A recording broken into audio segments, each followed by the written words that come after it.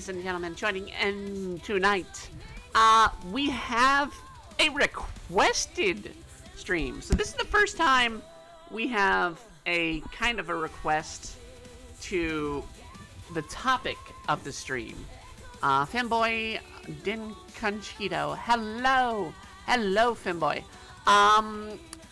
We also had a request last week from Jackrabbit to try some AI voices. So before we get really into the subject or into the art, that is our Twitter. Twitter's been going crazy for me.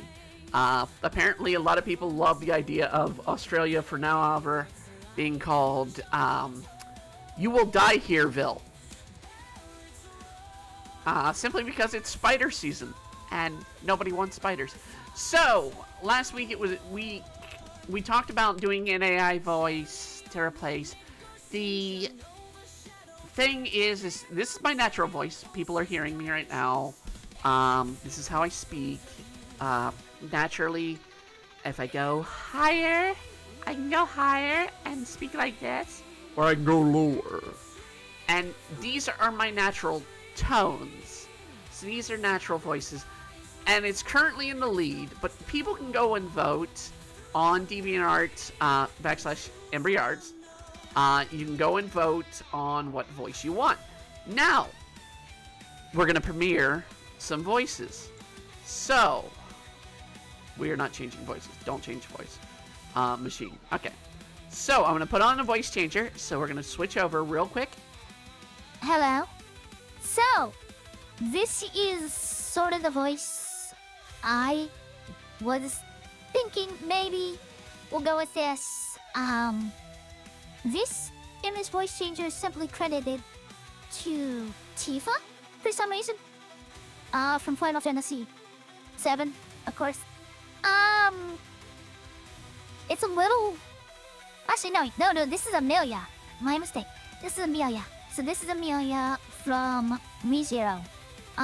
This is the voice that's in second right now. A lot of people want this one. Also have Saber and the Money. And it's a bit of a deeper tone. Plus it's got a bit of a British voice to it. So, it makes sense. But I don't really feel it. Versus this. So, this is Tifa. This is my real voice. Tifa, my real voice, such and such. It's the closest to my voice. It's up to people. It's up to people. Voting can be going on all this week, maybe into next week. I don't know. People get to choose. You know, hey, if you want to hear it, so the higher again. Amelia, Saber, Tifa. Original. And then actually, let's see, where was... I had one other one that made it sound like the... Oh, I know what it was. It was a voice change. So if I go to Banana... This is closer to what we originally had for So, if you want the banana voice, or if you just want us to Do a deeper man voice. that's up to you. I mean, it really is. I wanted to sort of start out on that because it was asked about last time. There are other voices I can use. Basically, we're using dubbing AI to help with the voices. It works a little bit better than the last program I had because the AI was always off with the lip sync. But it's up for people to come in and chat. So, wanted to get that over with in the first 5 minutes of the stream. We're going to go with regular voice because that's currently winning. But we'll go to the drawing here. So, we're going to talk about aliens and their origin. So, these are theories. Basically, we have a little bit of supporting material, but it's going to be very brief because it's theories, folks. And we could go down conspiracy sites, and track down and be like, hey, this is the site you need to, get this information.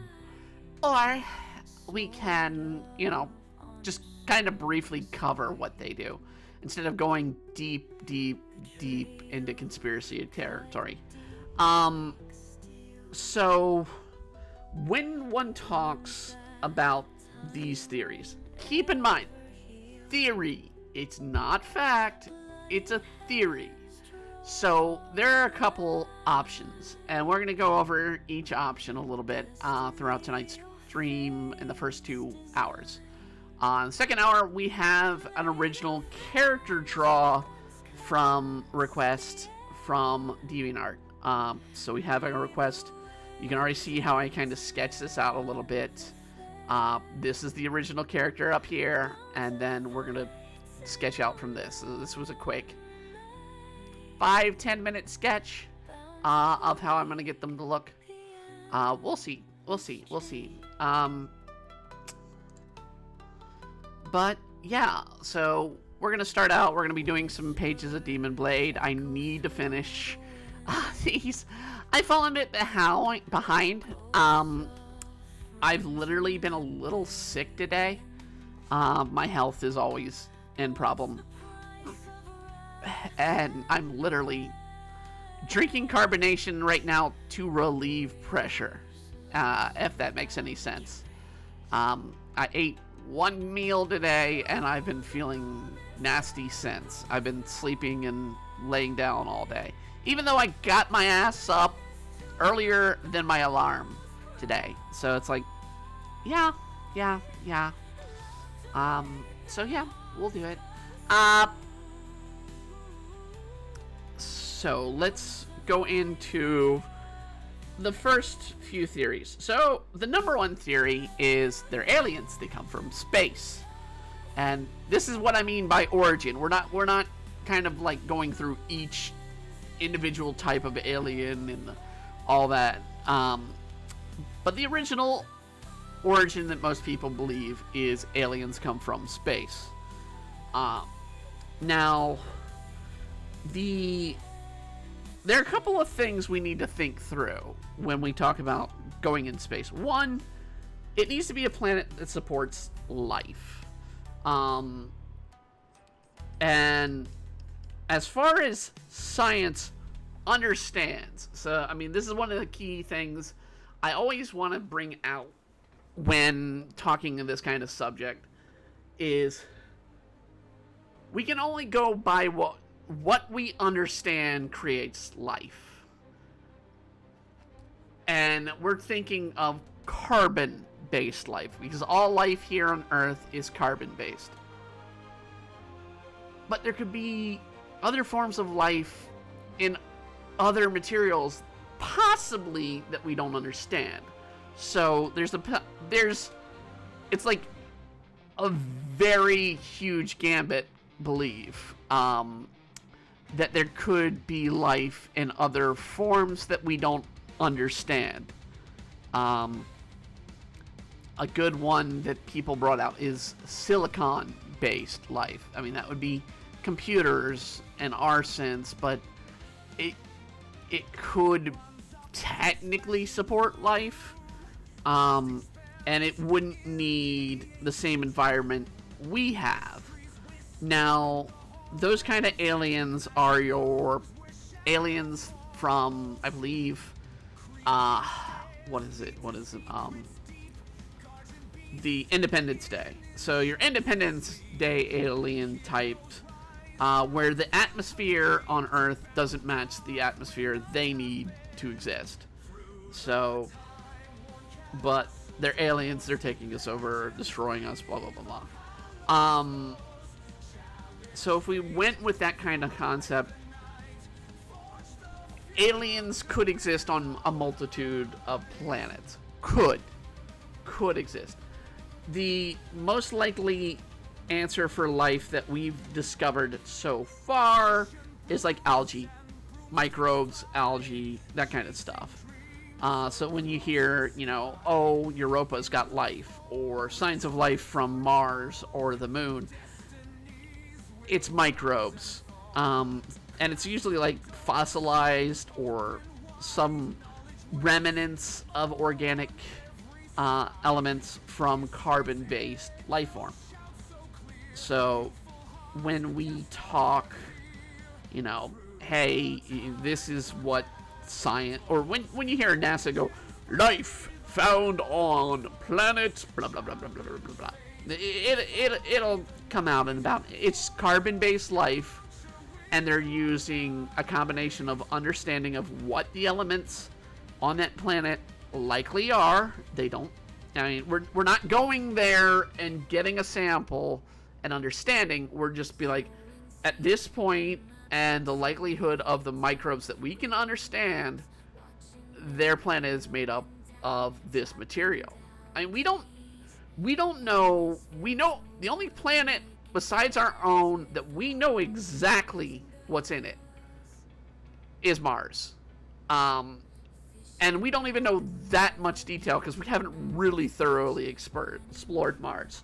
So we know a lot of Mars is iron-based. That is why it gets its reddish color. A lot of it has iron and mineral deposits. It'd be great for if we could inhabit it for mining material.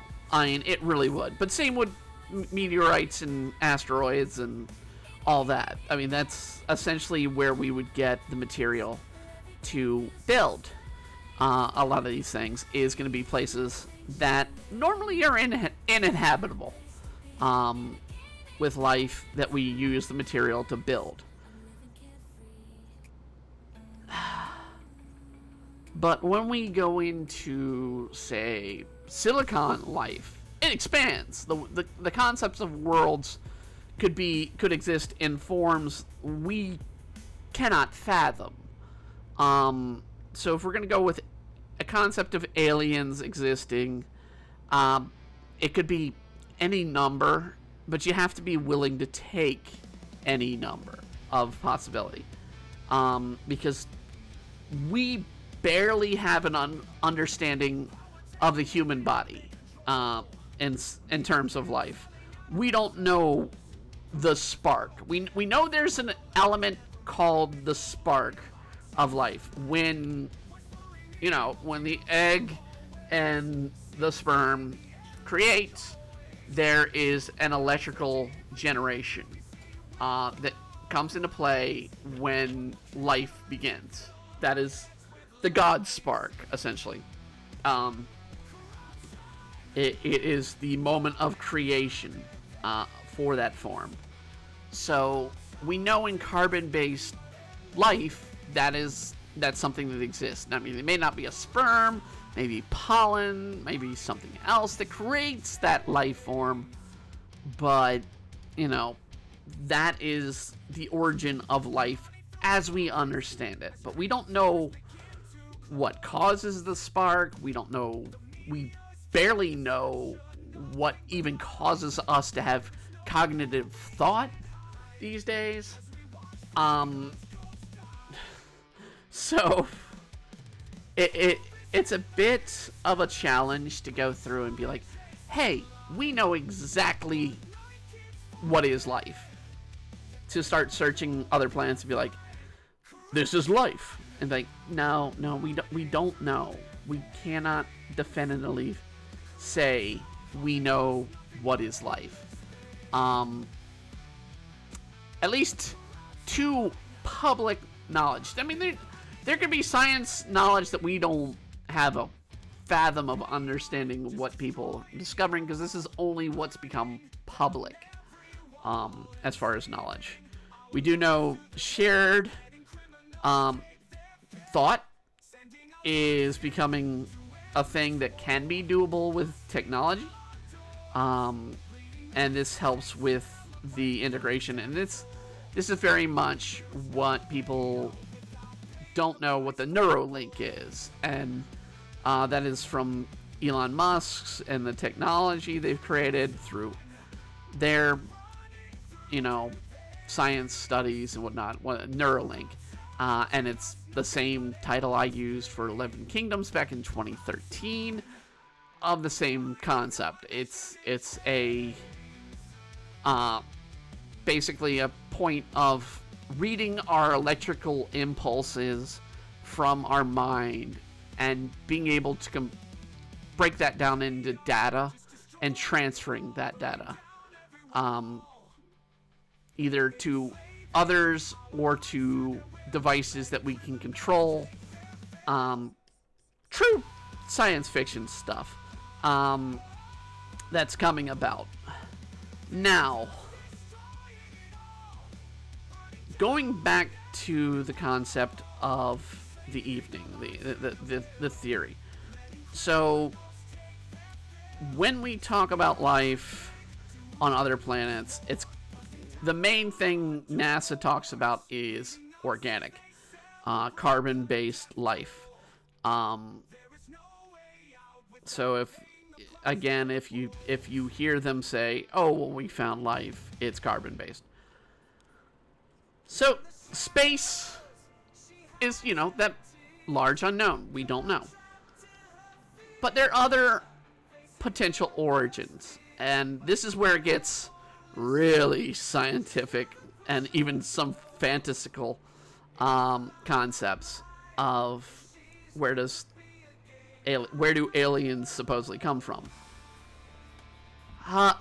We're gonna keep going from the scientific understanding to the just bat crap crazy understanding.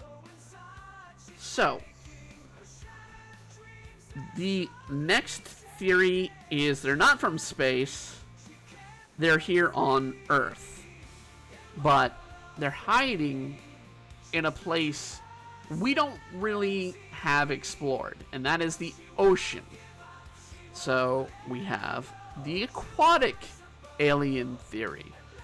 So, and a lot of this is backed up by the later reveals, or the latest reveals from the government of supposedly UFOs coming out from the sea and bursting. And a lot of people think USOs, which are unidentified submersible objects, can become UFOs. And it goes even weirder. Some people think they're not just craft, they could be the aliens themselves that form the craft. It's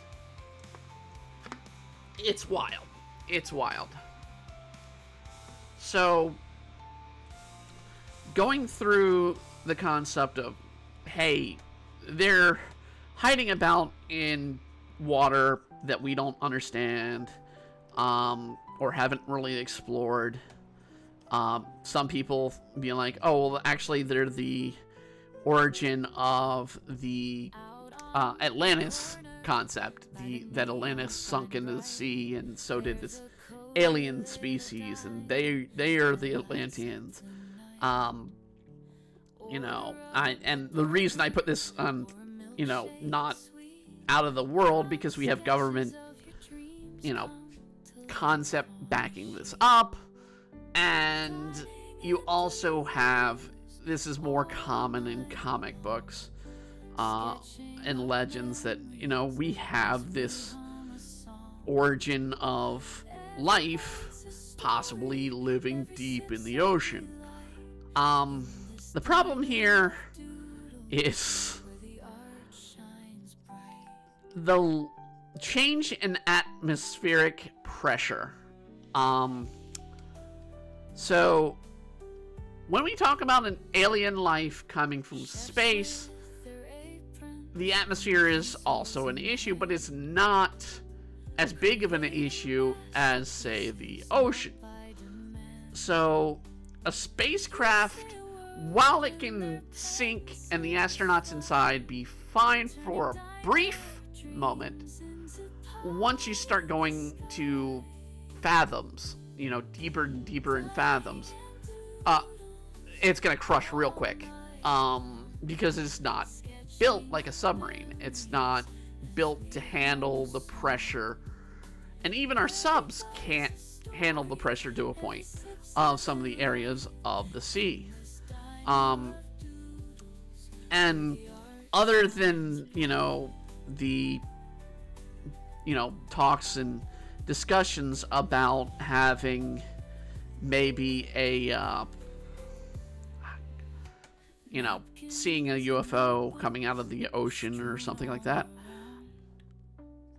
we don't have any, evidence. There's nothing that supports it other than secondary accounts. Now, some people are like, oh, well, you don't have any accounts for, space.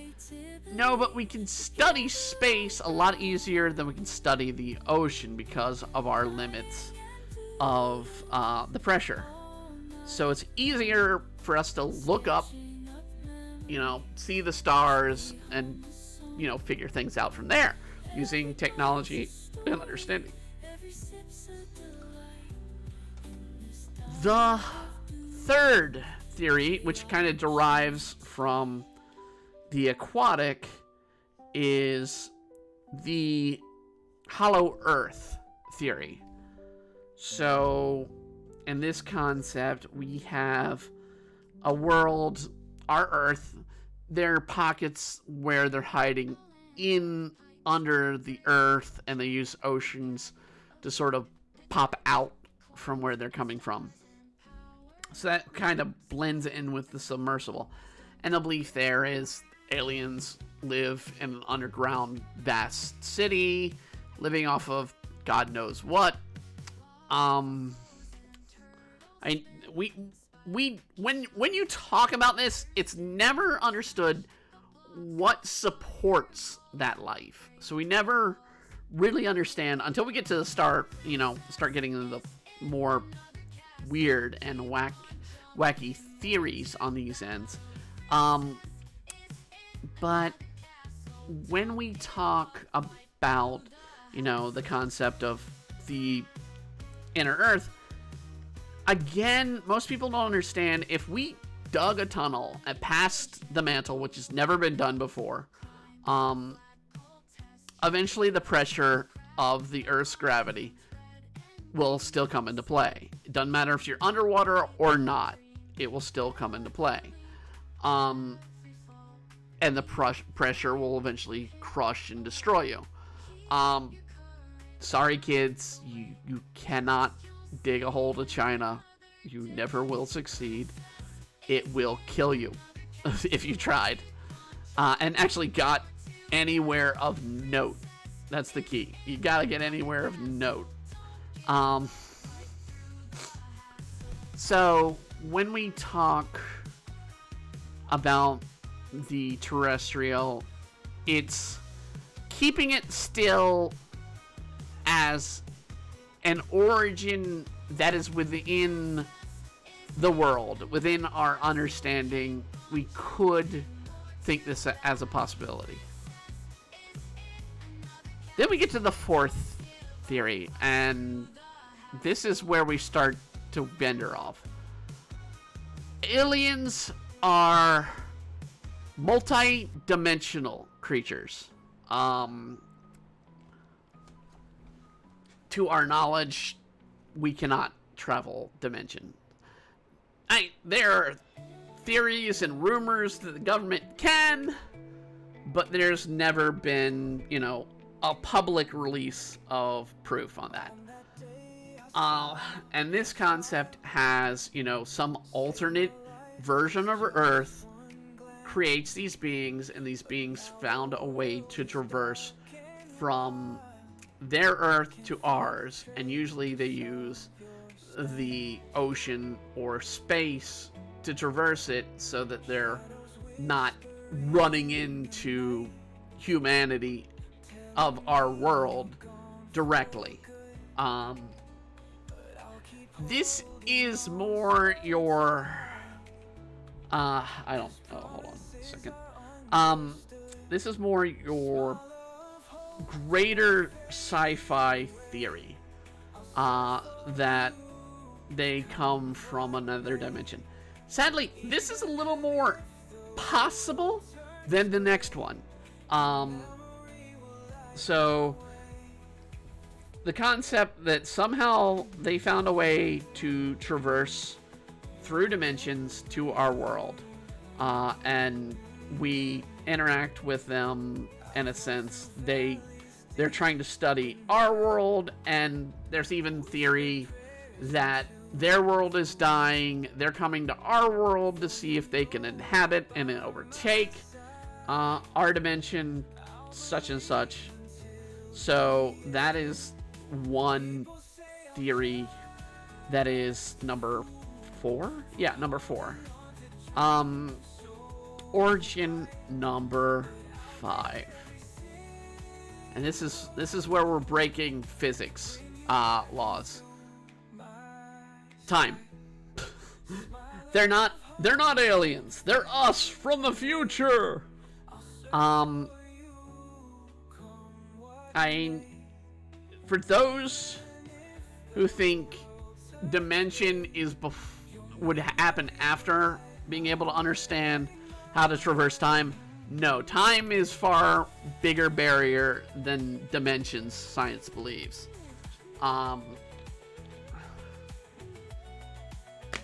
Now, we've sent particles, and I mean like minute particles, supposedly through time.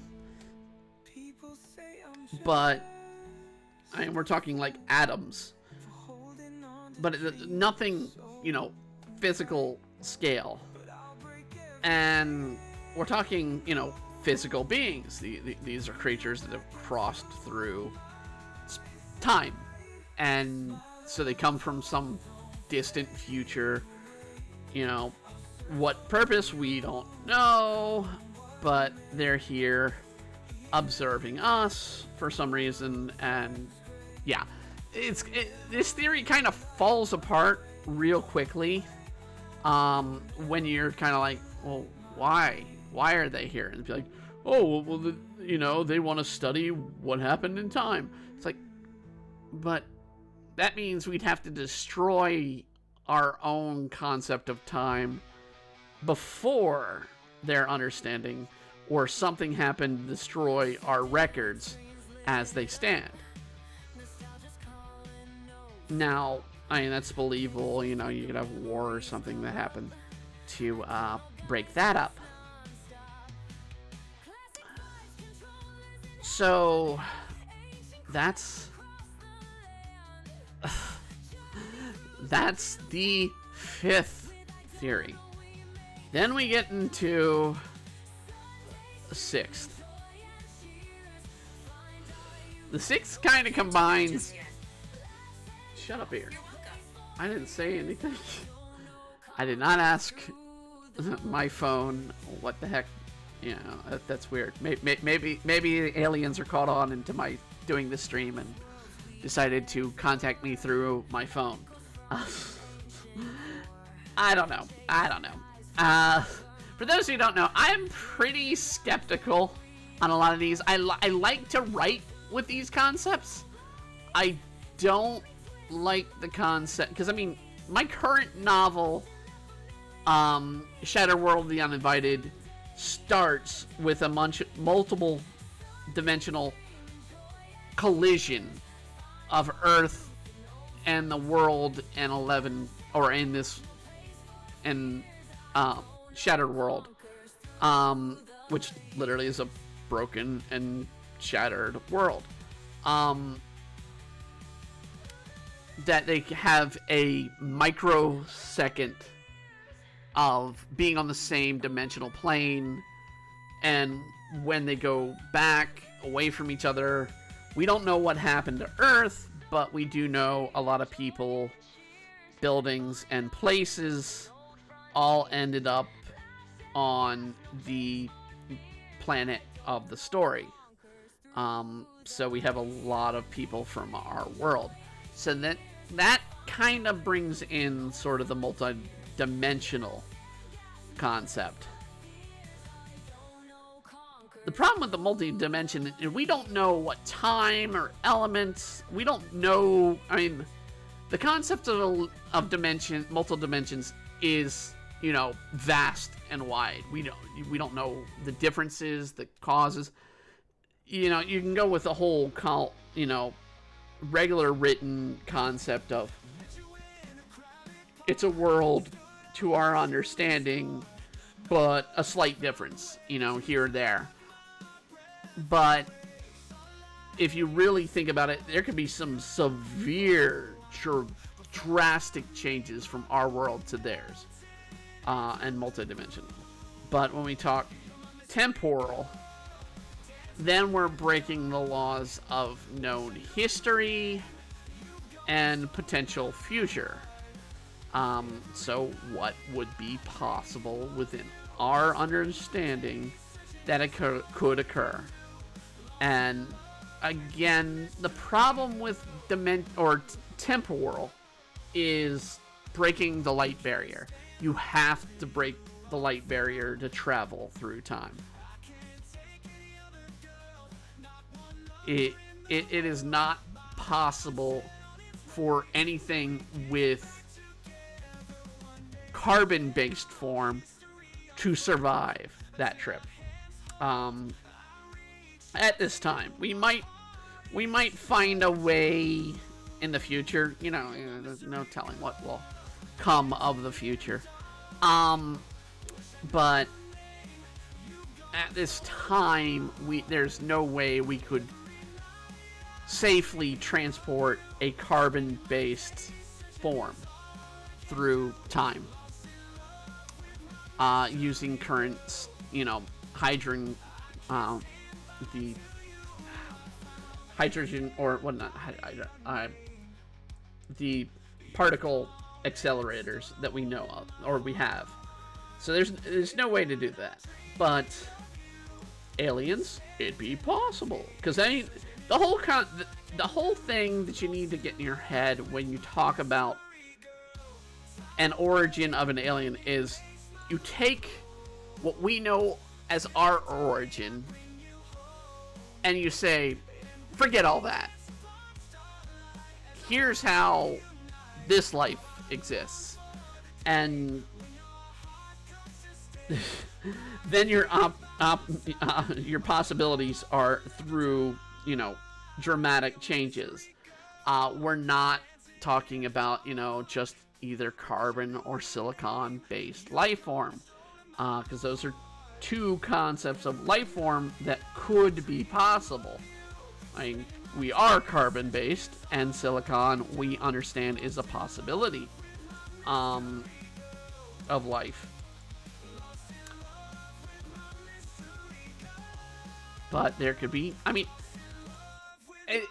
I hate to say Steven Universe gets on that concept with silicon-based, but they would be silicon-based. The gems in that series would be silicon-based life forms. And that's not just me. That is a film theory, recent theory that they dropped of the concept of, yes, Steven Universe, the gems would be silicon-based life forms. But when we want to go one step further from temporal, so one step further from beings from the future, we get to, these are creatures of supernatural understanding. The concepts of demons and angels and other beings, the stuffs of myth and legends, the fireplace stories that we tell each other and all that kind of stuff. So that is essentially the 6th step. And there's one more step, so 7 origins supposedly of aliens. So in this concept, alien beings are what myth and legend is always stated, some form of being of greater power than us. The more religious take to do that, or the more arcanic take of things is the and what supports that is we need to keep and this is something I always like to bring forth when I'm telling the story of Demon Blade or Witchin, when I explain how those worlds exist in story and myth and legend. Every origin of man, so every sort of human place and being has a story of demons and greater beings. There's always been an origin story, and a lot of people use like, oh, well, you just made this up. The fact that a lot of it matches from one society to another is disturbing. Now, it could be a common origin fact, or it could play, we're going into the wild here, it could play into the concept of what are aliens, what are their origins. So, there we go. It could be spiritual origin. The last one, and this is the more wild one, and ironically it goes contrast to what most people who try to rationalize the whole concept. So most people who rationalize the concept is like, aliens don't exist, it's all in your mind. Last version, mental creation. There is a common belief, at one point, we could think it and it could be. We bring it into existence. And this is the concept of, having it in a greater form. Being able to go, I want this to exist, or I want to explain something that my mind is seeing, and I bring it into existence by the use of my mind. Now, this is literally playing off the concept of, oh, your mind's playing tricks on you.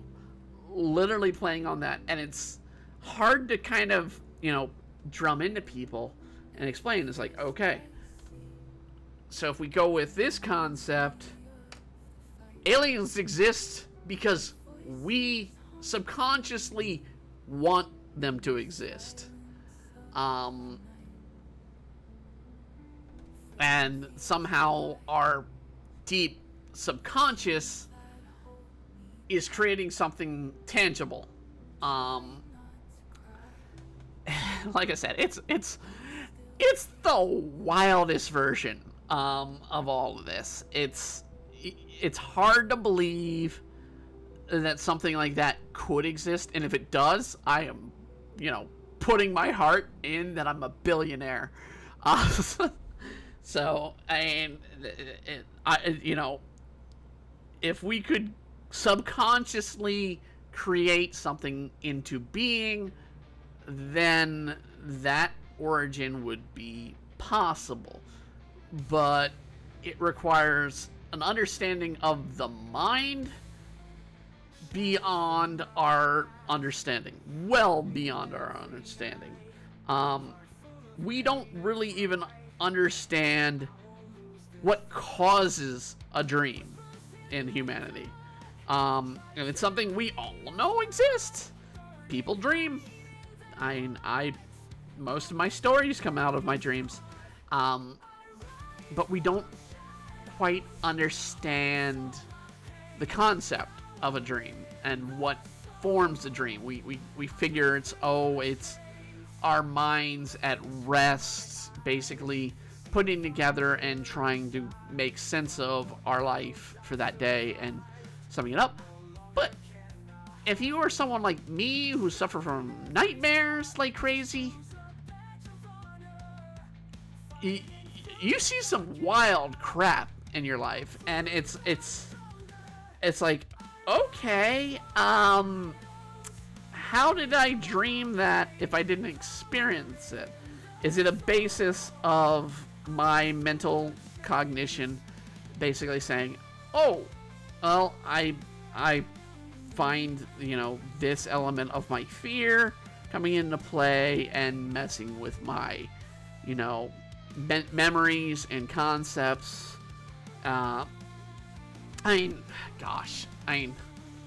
11 Kingdoms very much goes into this play.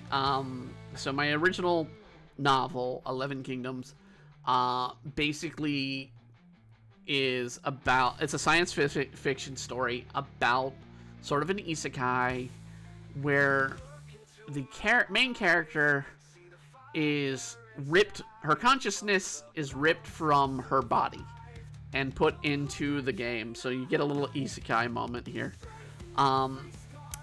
But they have to survive, and while they're in their game, they're having to think things that their body requires of them. So the concept of eating. Well, the game has eating, but it's not an actual mechanic in the game. But to them, they have to eat. They have to survive. Well, what does that taste like? If you're eating a programmed food as a substance, because you're just data at this point, what does that food taste like? What is it? And in the book I explain it. It's like, I talk about because it's a fantasy world, the main character tries dwarven ale. And because the character wasn't a big drinker before, and dwarven ale in myth and legend is the strongest of alcohols. It's gasoline, essentially. So in the story, I have our main character Fawn basically remembering from her time in college having on a dare taking a sip of acetone, because you can survive if you drink acetone. It's not advised, it is not pleasurable, but you can take a sip. It is basically just pure alcohol made from plastics, and so when she drinks it, that's the memory she puts towards the dwarven ale. That's her concept. So she knows, okay, this is acetone. This is something I did not like. Another one point in the story, when she first gets into the world, she bites an orange, and the whole concept of this orange is she says it's sour. And it goes into this whole concept. Why would you program the difference between one orange being sweet and another one being sour? Why would you go through the details of that for a character to know the difference? And the concept is it's a waste of programming. So your mind sort of gives an association to it and goes, okay, this is what that concept comes to be. It's how they derive the flavor needs to be so that they mentally can survive. It's a survival instinct of the body. And it plays on the concept of phantom limb syndrome, where someone loses an arm, but they still feel the arm. They can feel an itch at times from the arm that's not there. and how our minds works. And so bringing that on a concept of that's how an alien being may come into play is sort of that wild card that we have no understanding of how to track, because we really don't know about humanity and how our bodies work properly. We just know we have electrical impulses from the brain that go to certain things that equate to different things, and we don't understand how it's different from, and this is purely in the scientific. So if you're like, oh, you know, it's God made us that way, it's like, you know, it's like, I'm not gonna argue religion here. We're using science on this stream. We're not gonna go with the religious elements, even though we said one possibility is spiritual. But it's spiritual not in a religious form, but in the concept of we always had this sense of godhoods, of beings, of monsters in humanity, and that's a possibility. So these are the origins, and I'm gonna pull up our first assisting piece here. So let me put away the, I mean, go and vote if you want to change the voice to earlier, as we did. I'll do it again later. Go and vote on EmbryoArt on DeviantArt page, or you can do it on our Patreon. It's, you know, you can go to Demon Blade, Patreon.com/Demon Blade, and you can vote there. Anybody can vote. It's public, so we have them there. Only reason I didn't put it up on YouTube is because it's like really hard to advertise it to get audience to vote properly. So, Scientins, the origins of extraterrestrial life. So this is our first one.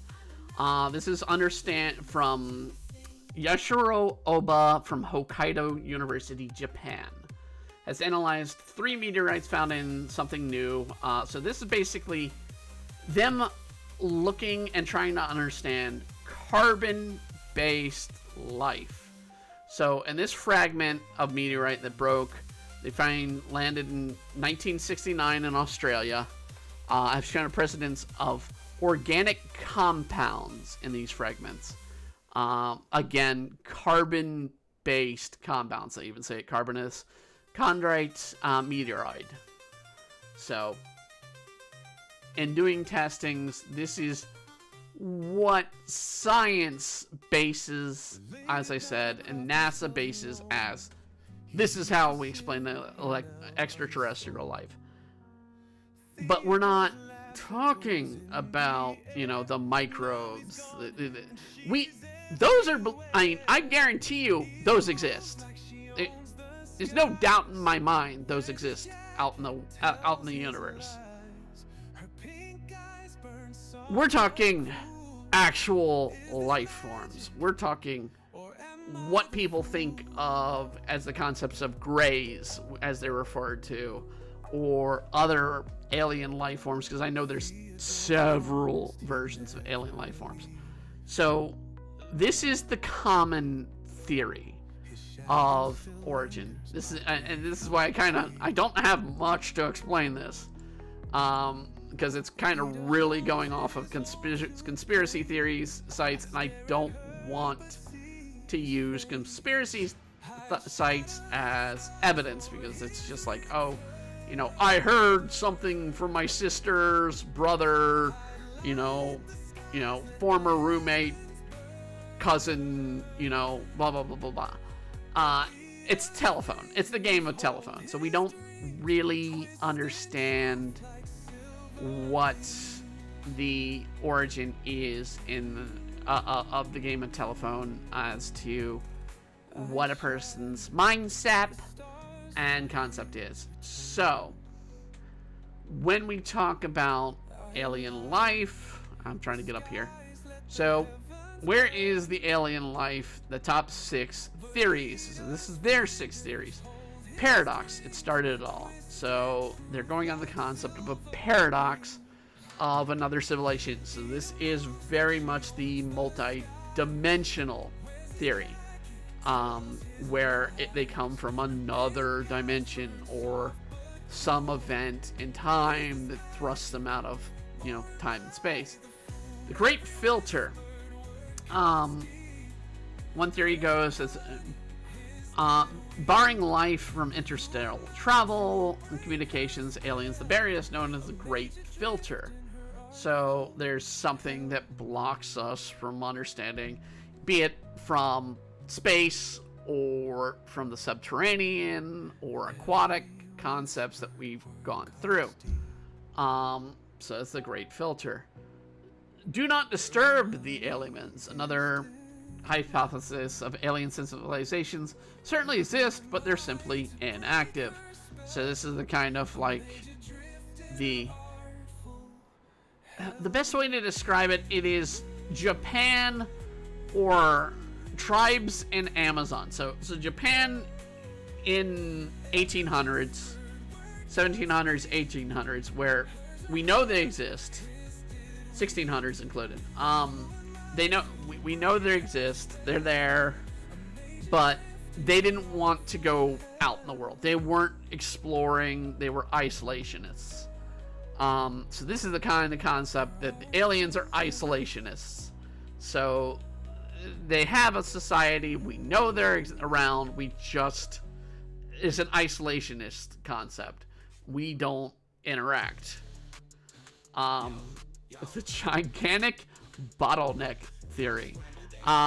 This is basically, there's a pinpoint in time and space that we have to meet. It's like everybody has to go through, this interstate to go through the states.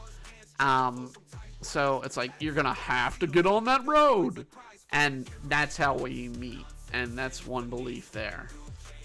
Trapped in the deep oceans, our aquatic theory, right there. Another concept, they're below the oceans, mixed signals, that we are getting some sort of interference or cross contaminations, because we do have signals on radio telescopes or radio technology that we don't understand. We have no clue what the hell it is. And then we sent our own message in space several, decades ago on a wonderful gold record, and we don't know if we got a response. We really don't. It's that, twisted concept of what comes to be. If we get a response, do we even know what we're getting a response from or what it is? Do they even communicate the same way?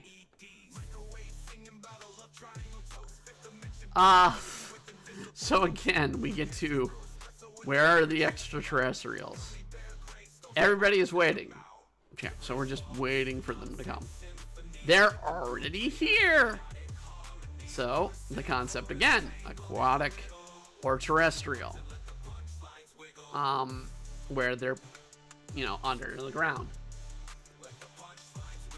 They wish to observe us. That's another kind. See, I literally spent time looking for origin. These are the best origins I can get with scientific backing. That's how crazy this is.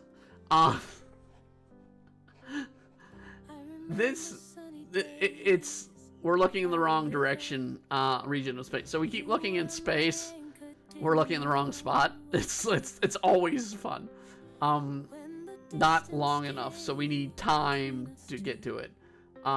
We're desperately being avoided. Possibly the aliens are ghosting us. Who knows?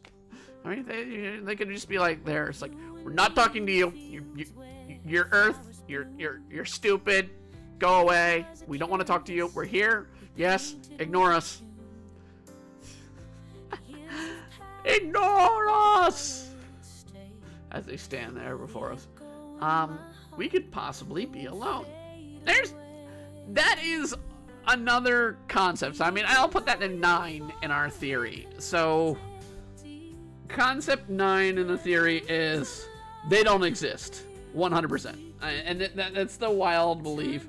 We make them up fully in our mind. We aren't making them tangible. It's just they don't exist. Now, the problem there is our government is now acknowledging they exist. So, that's a problem with that theory. Because if we're all delusional, then the people in charge are severely delusional because they're spending money on science and technology to understand what doesn't exist. They're chasing it with planes, and yeah,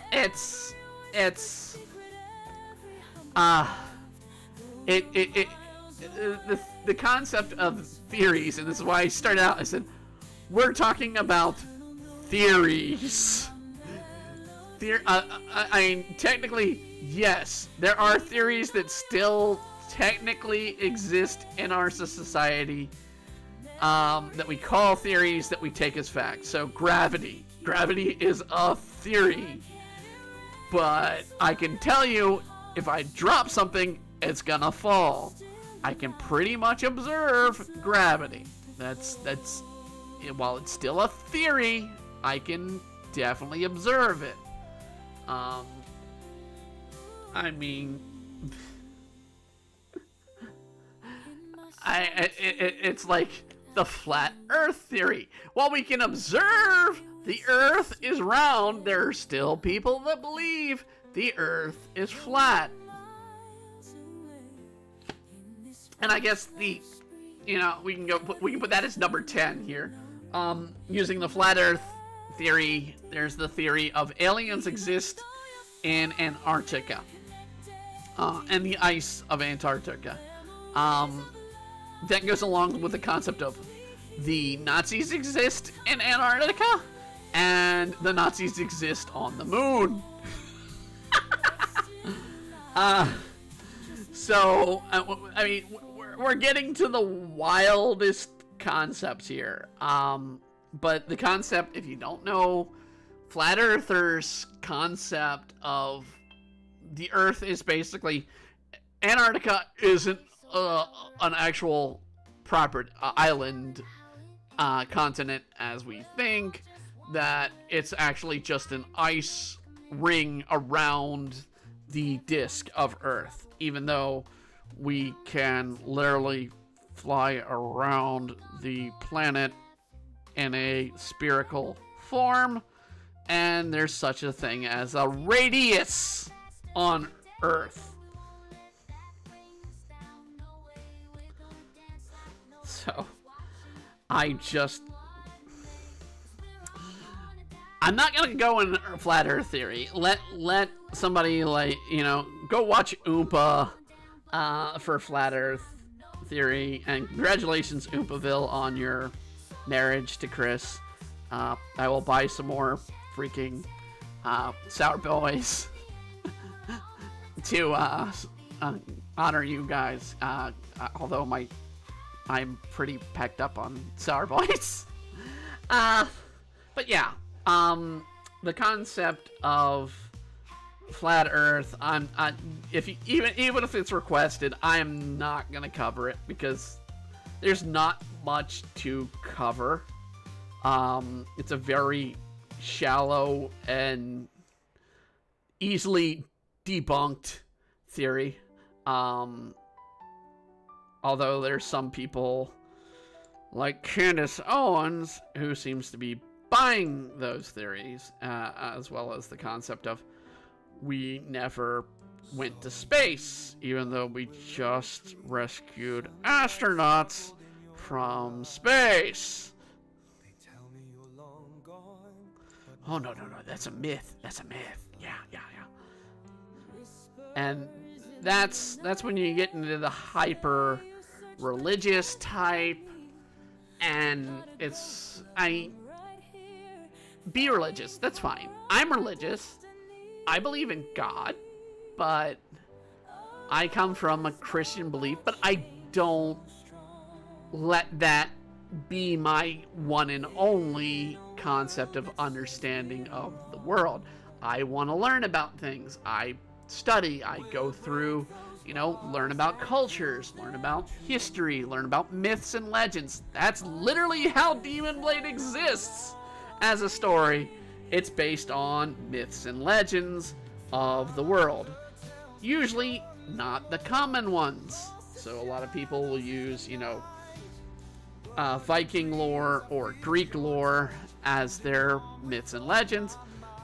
I'm using Slovakic, Japanese, Asian, a little bit of Native American, Pacific Islander, all that into my myth and lore culture. But I mean, some originals, some origins that are European or Greek also come into play. I mean,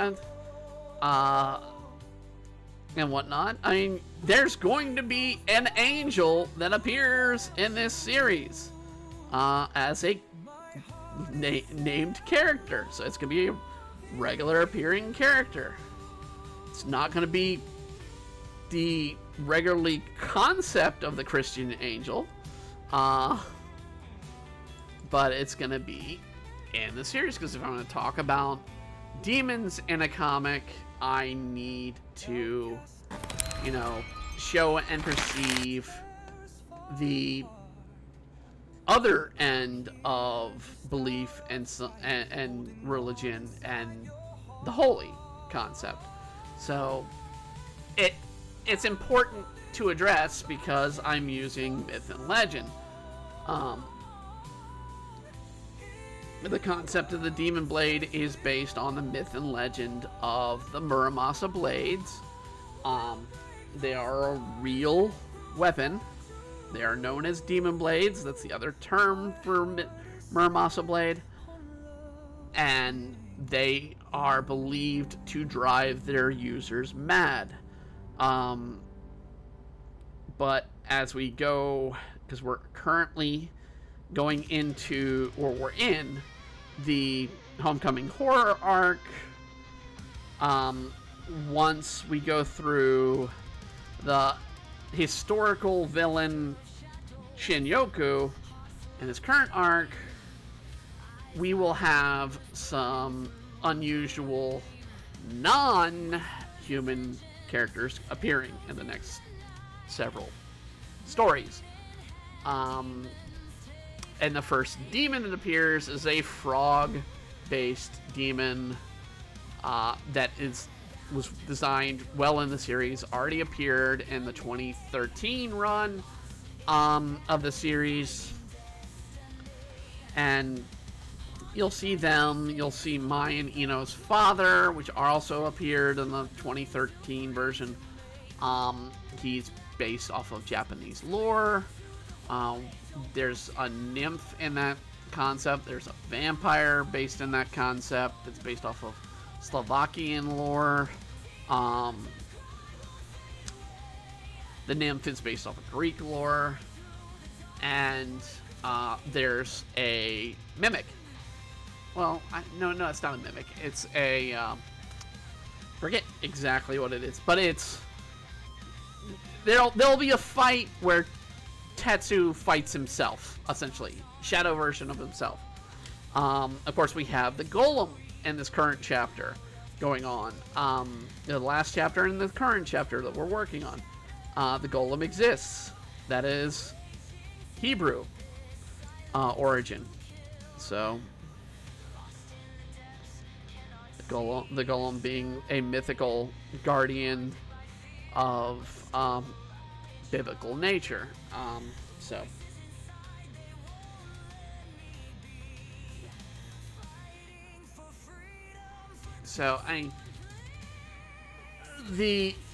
to bring about when I write something, I want to either understand a scientific nature or a mythological nature, something to bring about in fantasy or sci-fi writing.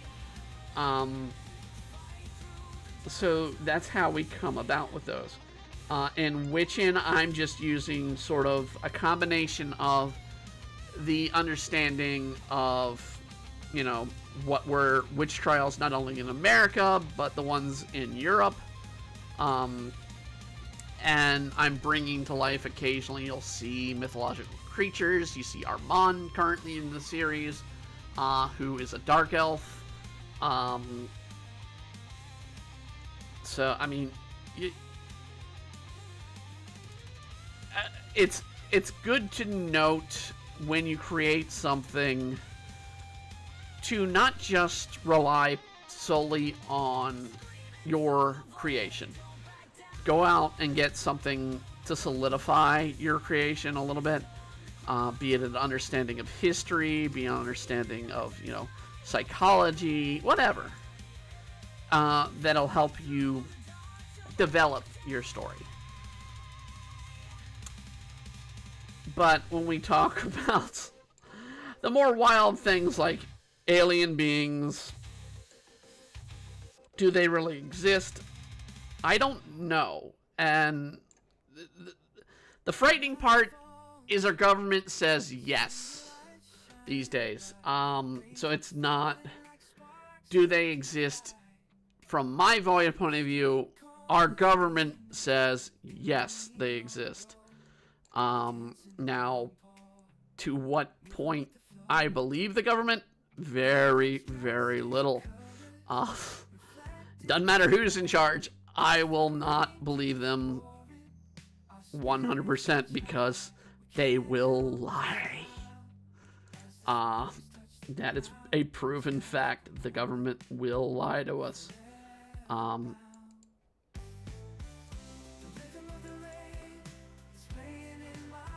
So yeah, I kind of just wanted to do this because it was requested a few weeks ago that we do this concept. I mean, there's not really much more to discuss about this. I mean, we can go into, you know, the concepts of, do I believe aliens personally exist? I've never seen one.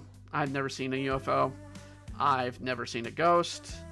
Although, we've talked about potentially my house, my apartment being haunted before. And there have been some weird, strange things I cannot explain that occur around my apartment with the supernatural. I don't know. I have no answer to that. I can say I almost got hit by a dish that was secured in my cabinet that came flying out to me, and came within about half a foot from hitting me. And we're talking cooking dish, you know, big old, you know, you'd put a pot roast in the damn thing, and it flew across and smashed in front of me. No idea how that occurred. No idea. Am I ready to believe it's ghosts? Not really. Not really. I've had some strange things occur here that many people, and I've talked to the people, and they're like, oh, holy crap, you're haunted. And I'm like, no, I can rationally think. Like, I mean, I will wake up now and then, my TV will be on, and I'm nowhere near the controller. I've had my computer turn on and off. I literally had to unplug some lights, LED lights that I have on my computer, because they turn on and off by their own. No one's near the control for them, and I would literally just sit, and all of a sudden, they're on.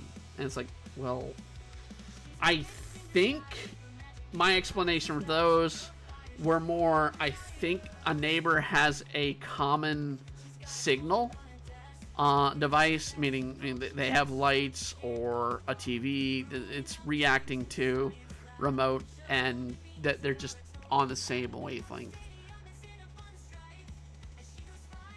it's a bit hard to believe, but, you know, when you're seeing some weird crap and you want to look for the rational, you'll find the rational. If you want to believe in the supernatural, you'll find the supernatural. I mean, there was a story when my grandmother was alive. She called my mom, and I was like 18 at the time, and I had my own phone, and she called, and she had my uncle in the house with her. She claimed I called her, and it's like, no, I don't even know her phone number. So it's like, I did not call. And there was another point, and this is more a con artist using my identity when I was young. When I turned 18, the day I turned 18, this is before computers really became a big thing. There was somebody that used my name, but my name as if I was going by my stepfather's last name and not my, you know, regular last name. And they're like, well, somebody using this name is doing, you know, roofing, you know, contracts, and they're not, and the police came to my door being like, oh, well, you know, can we see him? And it's like, I just turned 18, and I had at that time, I had a fear of heights. It's like, no way am I doing roofing contracts. I got over my fear of heights by having to get over my fear of heights. I've kind of talked about it before. I worked a theme park not too far, about an hour from where I live even right now. And I worked a roller coaster, and part of my job was to walk the roller coaster if it had problems. My last day, it did have problems, and I had to walk up the damn roller coaster because it stopped at the top of the hill, you know, where it would go down. This is a shaky, at that time, 30-year-old roller coaster. No, 20-year-old roller coaster, because it was built around the time I was born. So 20 years around that time, a little older, give or take. And when I got up to the top of the hill to calm people down, the ride starts. And the person comes operating the roller coaster just simply comes over to the loudspeaker and tells me to hold on. If you think a roller coaster is scary when you ride it, try holding on to a decade-old railing on a rickety wooden roller coaster for your life as it shakes away. That was my last day. After that, I was like, nope. Given it was my last day anyway, because I had to go to college, you know, and about 2 days later. So I was like, nope, gotta go to college. Screw you, I'm going home. Although I didn't go home, and that's a story for another time. Bastards made me work longer. Even though they told me they'd let me go well longer than they were supposed to. Or than they did.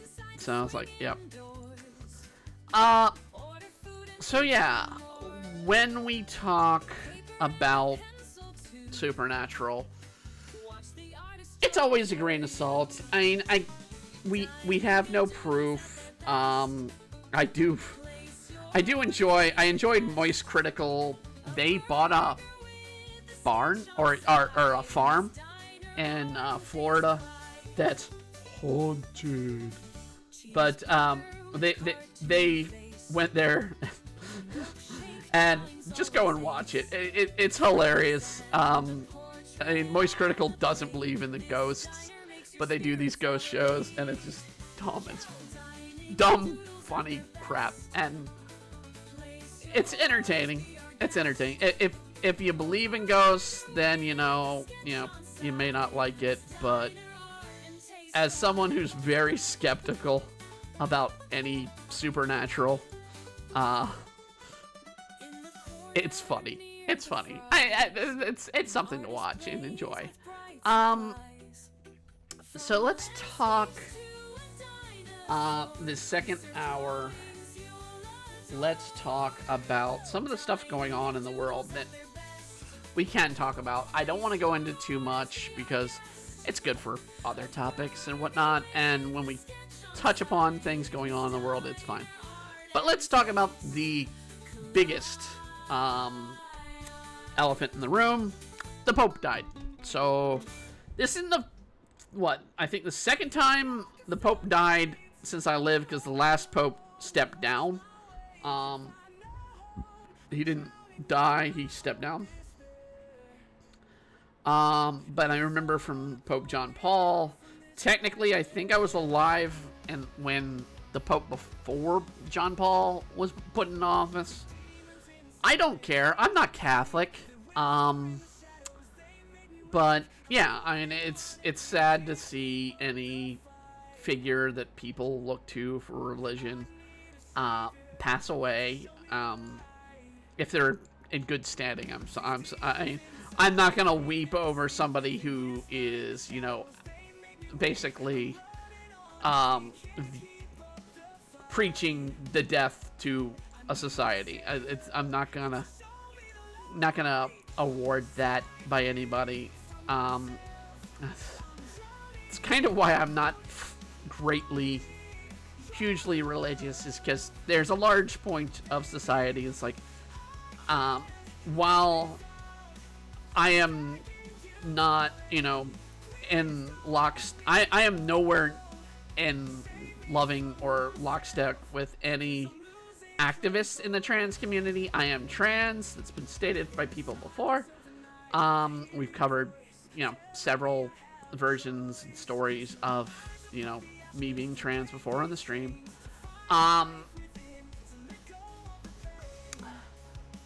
There are certain groups that, wish me dead.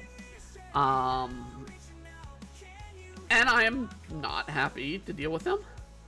There are other groups that say, oh, you're mentally disturbed, and it's like, oh, we've covered this. I don't want to go into great detail of this, but, there's science for both ends of the argument, and people just sort of run and use their defensive argument.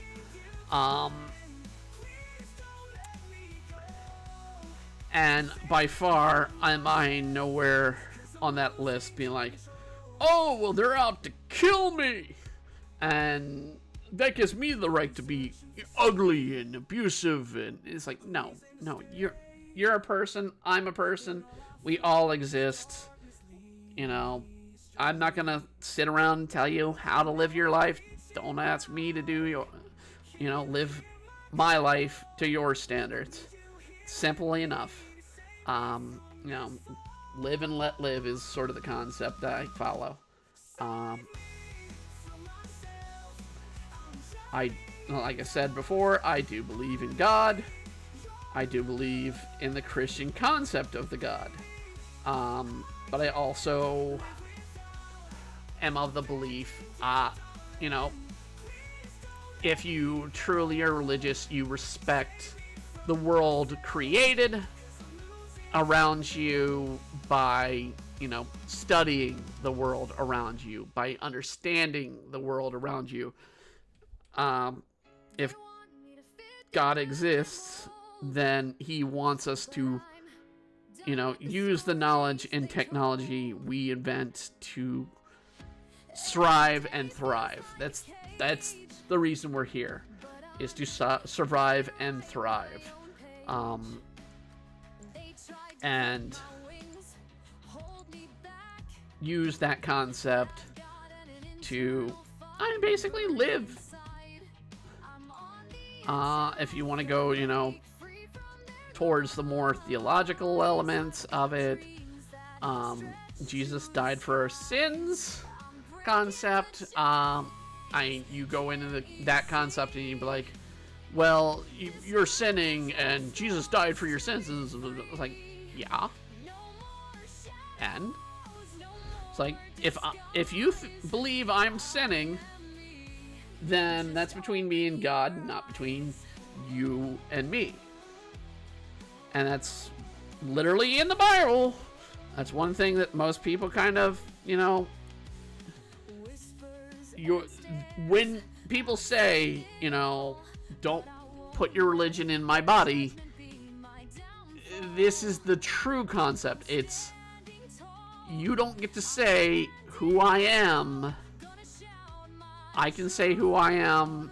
You don't have to believe that. That's fine. I understand that. And sadly, that's where things get heated and debated, because people don't understand. It's each person's viewpoint. It really is. Comes into play. And you need to be respectful of that. You're not going to be agreeing with someone. There's going to be a concept there. You're going to be like, okay, well, I don't agree with you, and I don't agree with me. Am I am I a woman? That concept. No. I am not a woman. I am biologically male. But I look and present femme as often as I can, because that's who I am. That is what I live. How I live. I'm not going around and saying, hey, you have to accept me. I've been turned down by jobs, and it's rightfully so in my home state to do so, because who I am. It's just as simple as that. If I got mad and pissy about that all my life, it just destroyed me. And so the best thing to do is be like, yep, they don't accept it, fine, move on. That's it. That's literally it. And when I came out, that's literally the concept I had to have with my family, because a lot of them, even to this day, don't understand, but they can see me, they can see how I act, who I am. While my family is religious, and some very religious, they can be like, you are not the same person you were before you came out. And they're like, you're a better person, you're a nicer person, you're being more part of the world, part of the society. And for me, me coming out was literally saving my life, in a sense. And it was more a matter of me being honest with myself than me being honest with, a God concept, or religious. And that's kind of how you have to live. And unfortunately, a lot of people just don't understand that, and it destroys them. It really does. And we get to the point where we currently are now, where people want to tear each other for differing views on different things. And it doesn't even matter if it's trans or not. It could be, why don't you like my sports team? It's like, well, for me personally, I don't care about sports. But, I having studied science and myth and legend, when you look at sports and history, you're kind of like, sports literally are just entertainment for the masses. That's all it is. And it's always been that concept. It still is that concept today. And for me, I don't find it entertaining. I don't.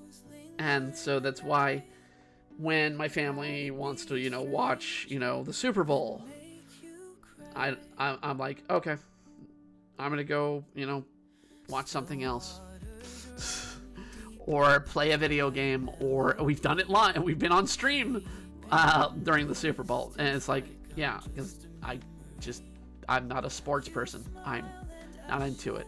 I'd much rather, hear stories or legends, learn about history or some unique fact. I literally spent my Easter because my car broke down. I was supposed to go to have Easter with family, but my car broke down, and I had to get that repaired, and that meant no car, and the only way to get to my family would have been to pay to get there and back, and if I did that, my mom would be pissed that I wasted money to come to dinner.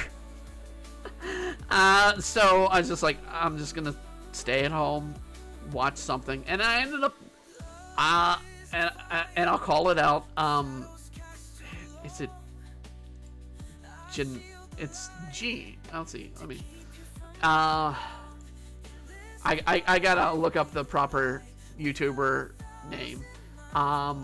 I watched an entire series based off of home rebuilding of a YouTuber, and I'm trying to see if I can find the YouTuber, because I've literally gone through the entire story. Well, not the story, but the entire build that they've done so far last night. Okay, Jenna Phipps.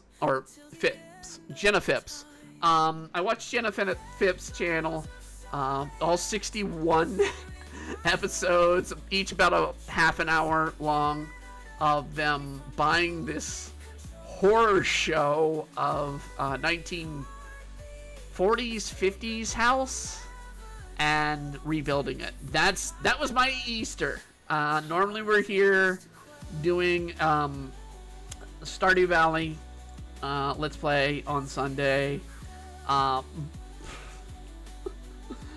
But we took off because I was intending to be with family, and then vehicle issues caused that to not happen. It's still in repair right now. I'm waiting on it to be fixed.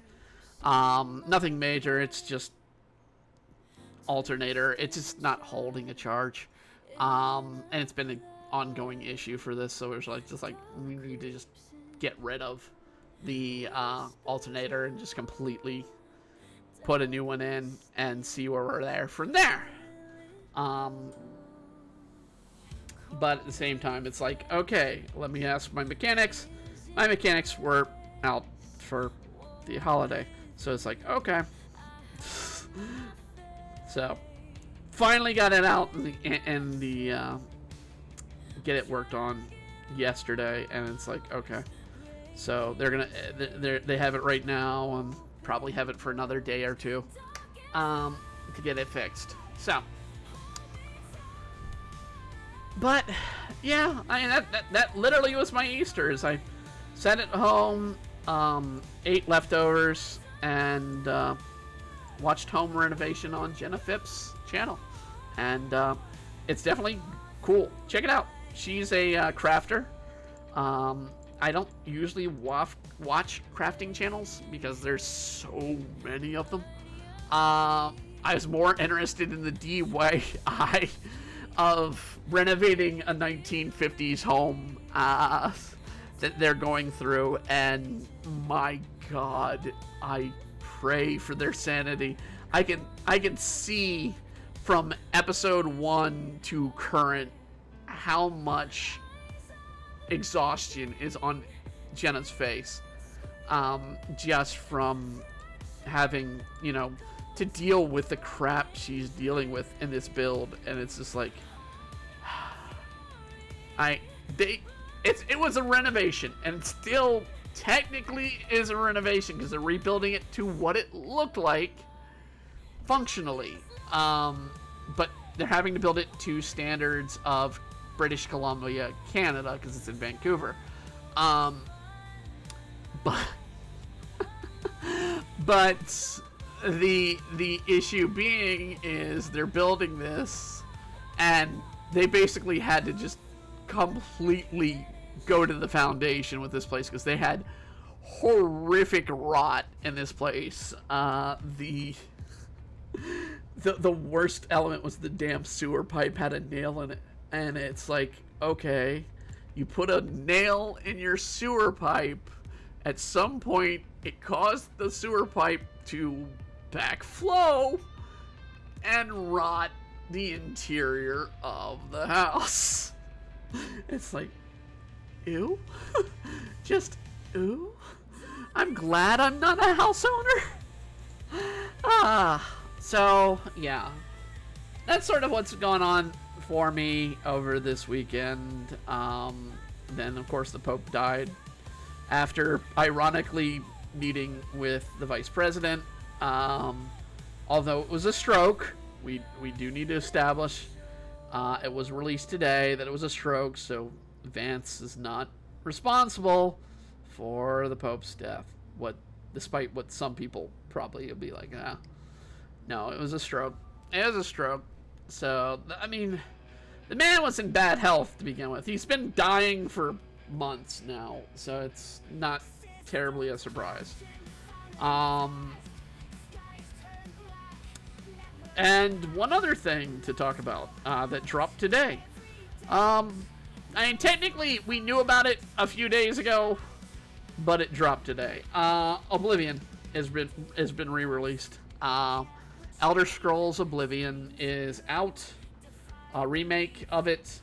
It is $60 for the remake. Not buying it right now because I got a car to pay for. And no steady income. So it's like, nope. At the moment, we're not gonna be buying ourselves a game we technically already own.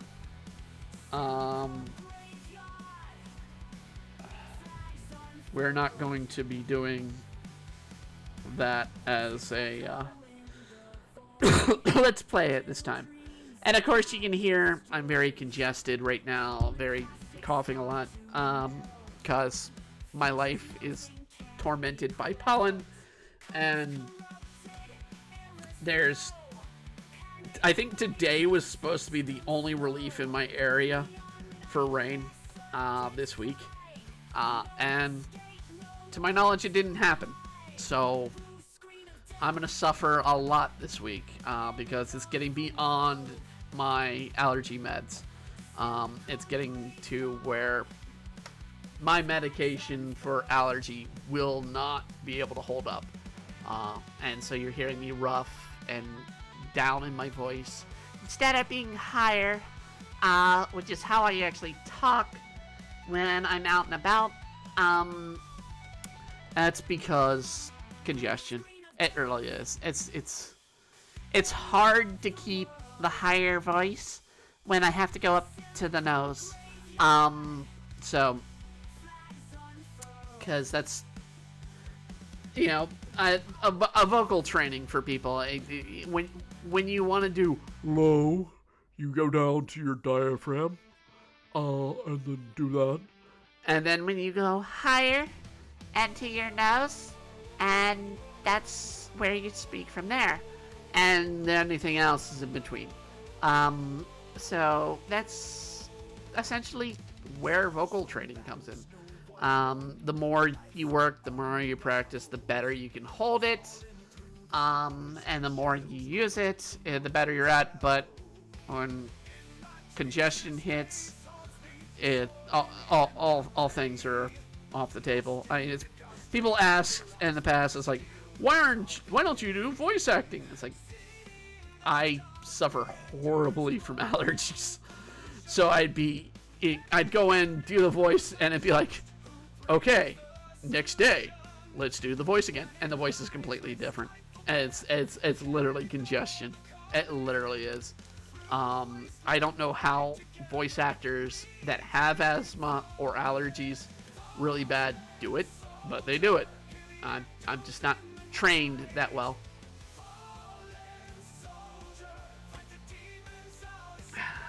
And maybe, I mean, well, we were talking about AI last week. there was luckily no news from last week to this week on that subject. But I mean, I may give an update in the future if something notable occurs out of that.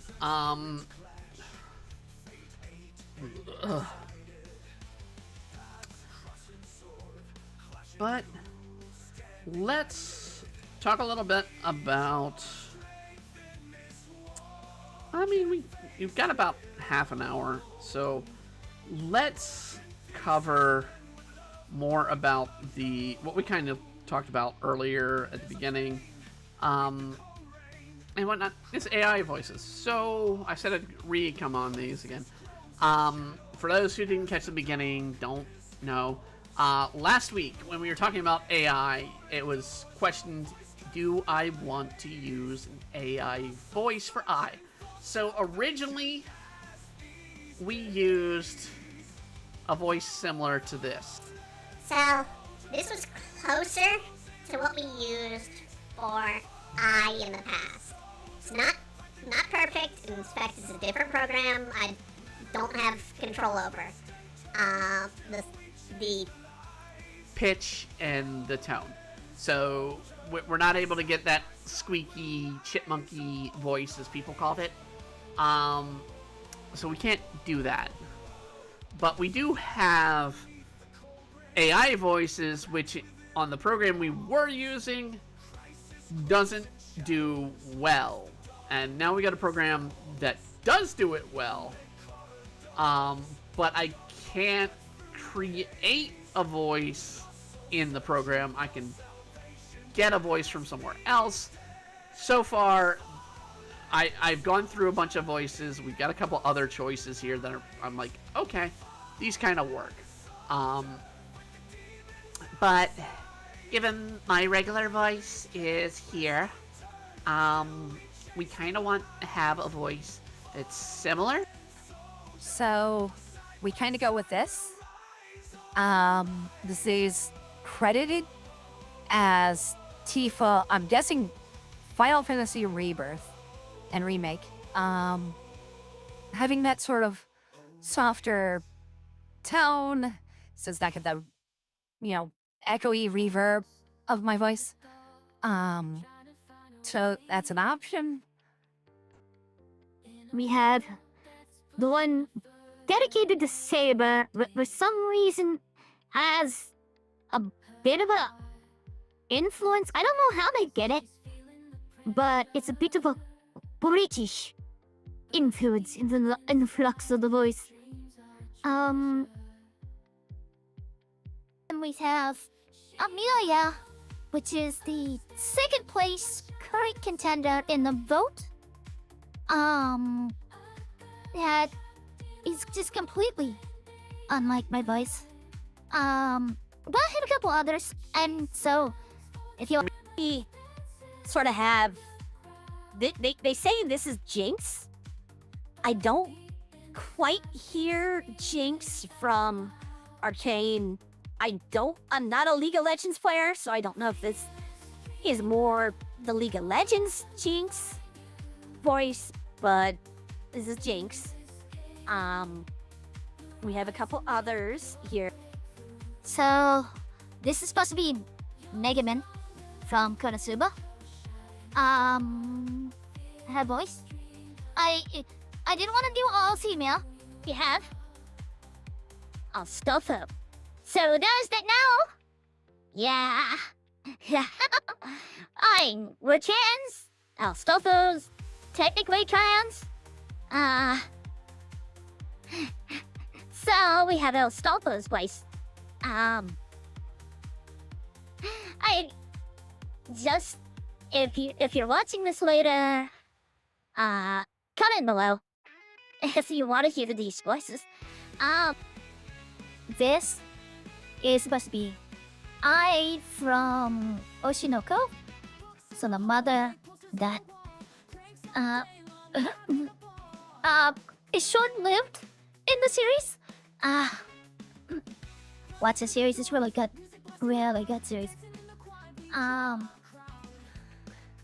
This is Lisa from Kitchen Impact. as a voice concept. I don't recall. I played a little in Genshin's Impact, but I don't recall the voice of Lisa. But I do recall she's a bit more mature, I believe. So there's that. There are a couple other voices here. I don't know what this is, but it's labeled as Sky. There's Ciri from Witcher. Here. Let me see if I see enough. Well, This is... Kara. From Bochi the Rock. So the main character, Bochi. Her voice. I kind of feel like I need to be a bit more nervous.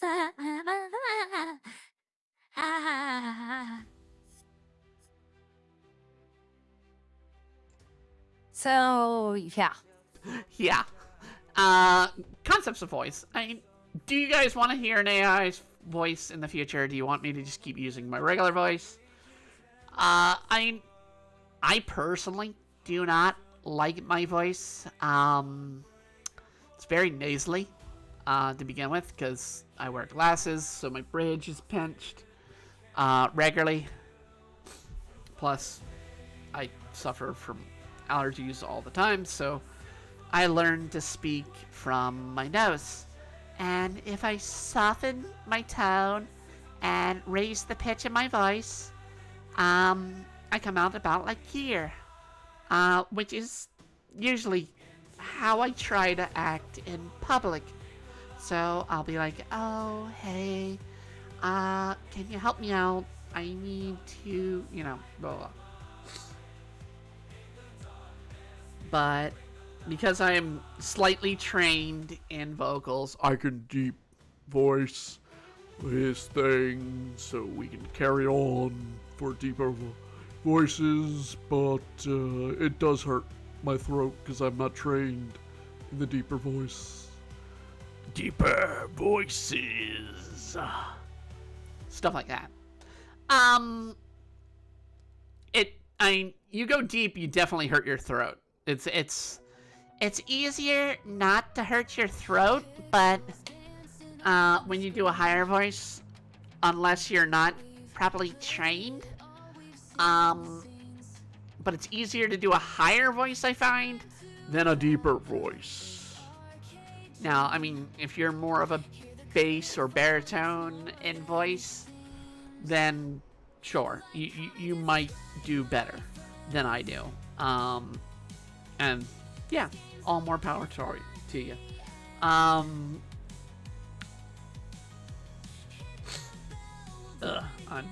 just so congested. My AC turned on. So yeah. I mean, go and vote. It's gonna be on our DeviantArt page or Patreon. So you can go to DeviantArt/EmbryoArt for our DeviantArt page. There's the voting available throughout this week. I might extend it for next week as well. Or if you don't want to go on DeviantArt, you want to go on Patreon, you can go on patreon.com/demonblade and vote. Other things of note. Witchin fans! In fact, let me open that. Let me open the page! Right now, I do not have a dedicated individual site for Witchin. Meaning I don't have a .com address for Witchin. Problem is when I came up with the concept and the name for Witchin, I discovered there's another comic series called Witchin. Oh, not comic series. A video game called Witchin. So I can't do witchin.com. I'd have to do probably like witchincomic.com. Like I do with Demon Blade, because somebody already owned the rights to demonblade.com. But yeah, you can read full issues right here off the website. Not just current issues. You can read all the way in the back. So you can get the first issues here. And we have music. So you can't hear it because I don't have a desktop on. Let me real quickly, because this is gonna echo my microphone. His favorite chair's claimed by a girl unknown. She wears his hoodie like it's. So yeah, we have the same setup on Demon Blade. It's slowly coming out. I only have, under characters, I only have Ida. And Ida's not even completed. It's just partially complete. So I'm slowly going to be bringing that out. We also have Magical Princess War. So those people who have been following this comic series, it doesn't have music, but it is our fan comic series that was requested by a subscriber of our and a friend of ours. The concept being, good lord, you're going off again. Stop it, Siri.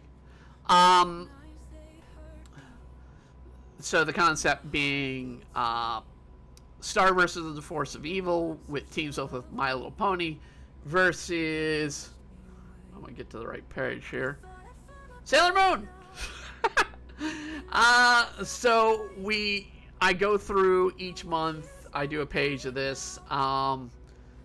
It goes through. It's this huge magical adventure for different worlds, different concepts, all coming together. So multiverse action and events coming into play, and I tell the story of what's going on here and the chaos. You have Rick and Morty in the world. You have, well, that's an extra page. Let's see here. Let's see if I can get to the Rick and Morty story here. So you have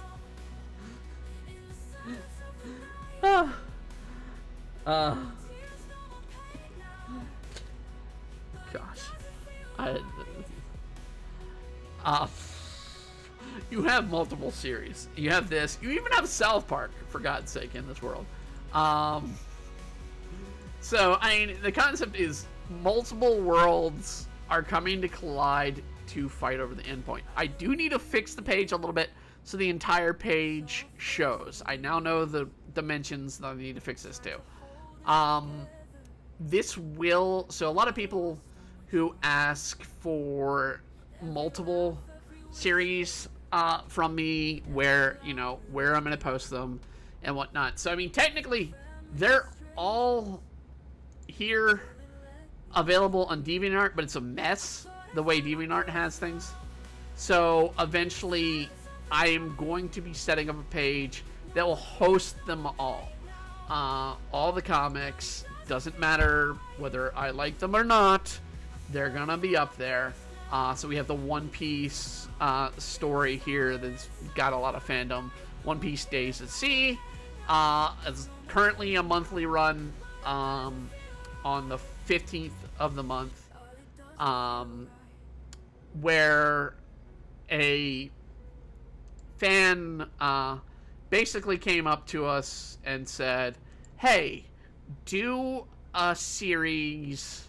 I want to see, and this is based off of the masking fans I have, that I'm not into masking. I'm going to state this. I have a lot of masking comics because people paid me. I am not into masking. But they asked me to do what would happen, because Luffy's done this with almost every other character in the series of the crew. And it's like, he mimicked them. So what would he do if he disguised himself as Nami? And this is literally that story. I have the entire crew interact. The current story is working towards its end. As you can see, this is real Nami discovering Luffy's plan. So, somebody is in deep trouble. Some of them I write, some of them I don't on here. A lot of the stuff that a lot of people request, it's maybe partially written by me. The script might be written by me, but the story is devised by other people. So there are endpoints where, you know, that person can't afford or doesn't want to keep paying to have their comic produced. They will come to an end, or they can't come up with a concept. That's usually the case. There's a lot of people, it's like, all right, I've written myself in the corner. And that's the problem with doing Patreon comics, supported comics.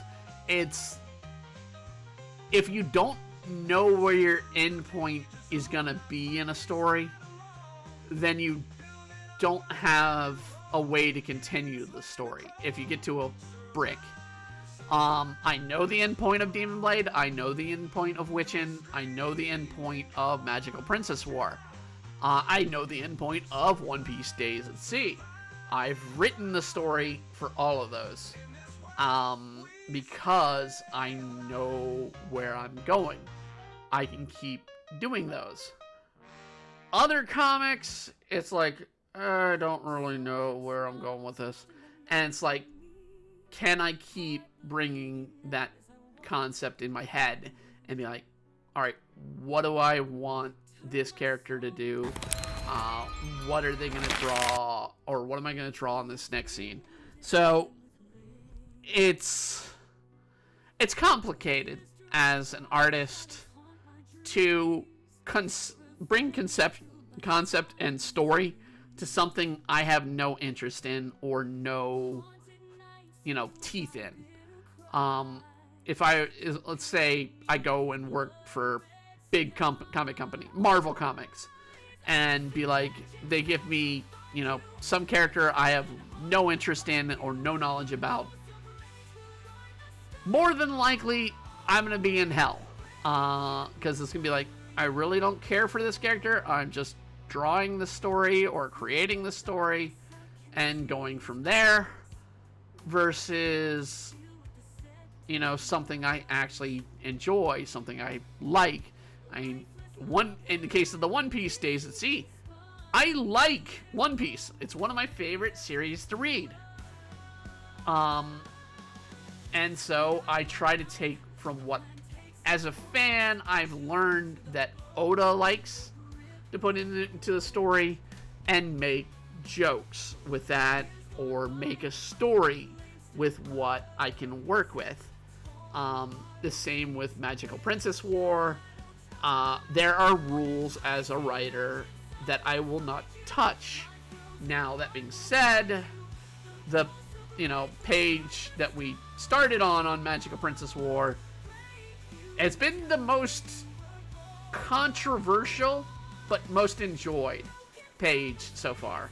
And it is where we have a very broken version of Ganon from Legend of Zelda breaking the arm of Marco Diaz from Star vs. the Force of Evil. Basically giving this story about, or giving this speech about, he is tired of all the heroes that have come before him and fail. It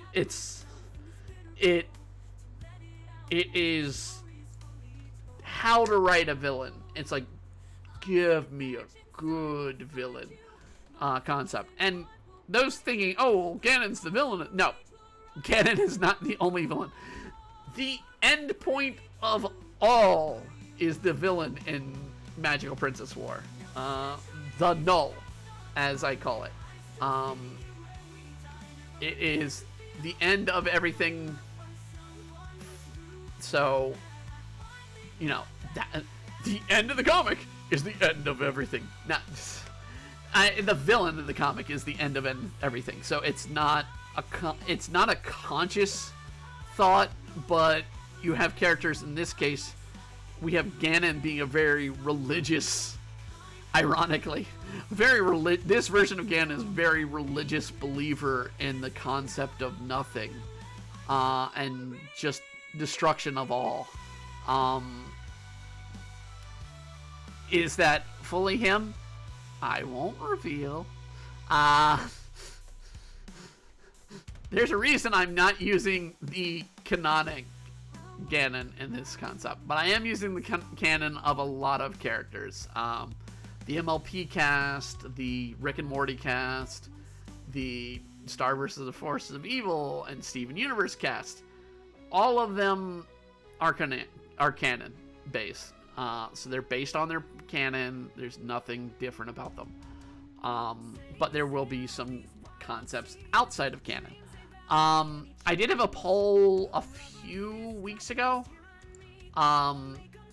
of new concepts that people may want for comics and whatnot. And the result came out. People want me to do another fan-based series, kind of like Magic Princess War. But it's kind of up in the air where and what that series is going to be. I will say it looks like, if you look on DeviantArt, it looks like the winner is multiversed, like Magical Princess War is, where it's multiple series. But I add Patreon's votes, and Patreon's votes have short run comic as well. So I don't know yet what will come of those. I will decide in the future. That being said, it is the latter hours. So, something we started last week.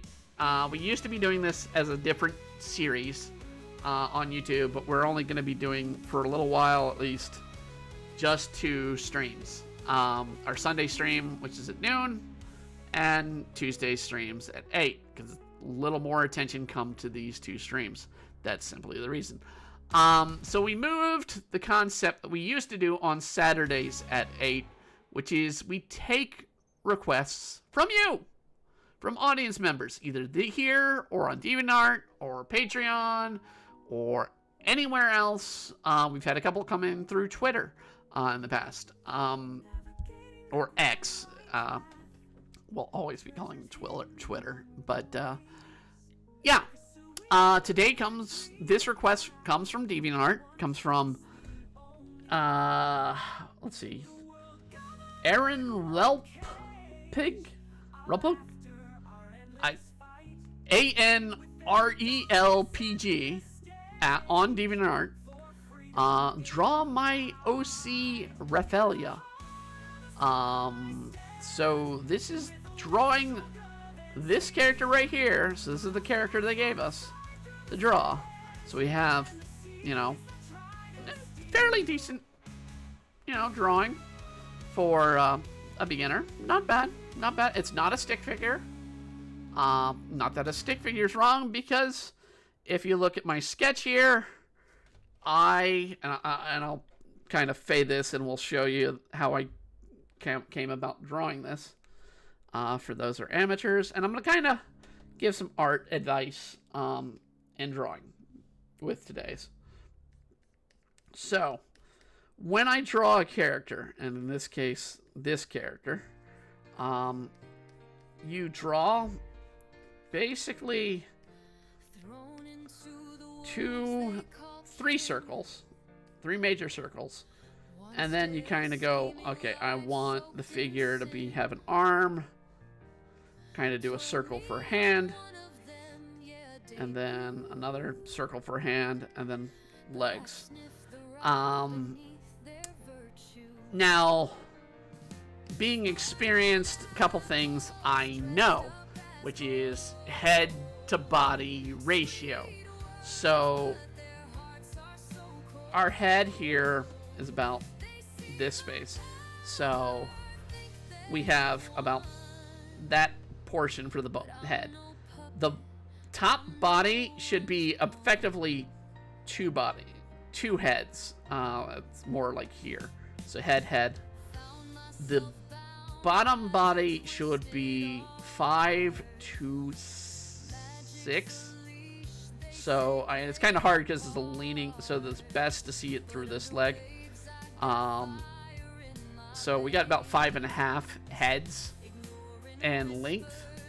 That being because the human body, if you're drawing a human character, the human body portions, your legs are longer than your upper half. So your legs go from your hips down to your feet.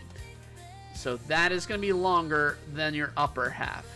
Your arms are going to come about mid-thigh. So right in here. So that's the maximum length of an arm. If you go further than that, you're getting in, weird territory. But these are rules every kind of artist, every creator that is professional needs to know and understand when you come and create. So you kind of sort of flesh these out, do a little bit of circles and shapes. You take your stick figure, bring them out, and work from there. So I mean, the knee is a circle. You kind of come up to the thigh, especially with females. You want to make sure your thigh is represented. The leg shape kind of curves in, and then the foot, which we'll have more of a foot right here than we will there.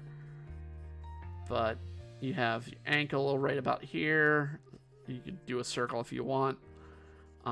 There'd be another circle at the heel and another circle at the ball. So a foot comes out kind of like this in circles to help you draw a foot. So if you ever wonder how to draw, and if people want us to do just a stream of how to draw a character or how to do, an art style, I wouldn't mind doing that.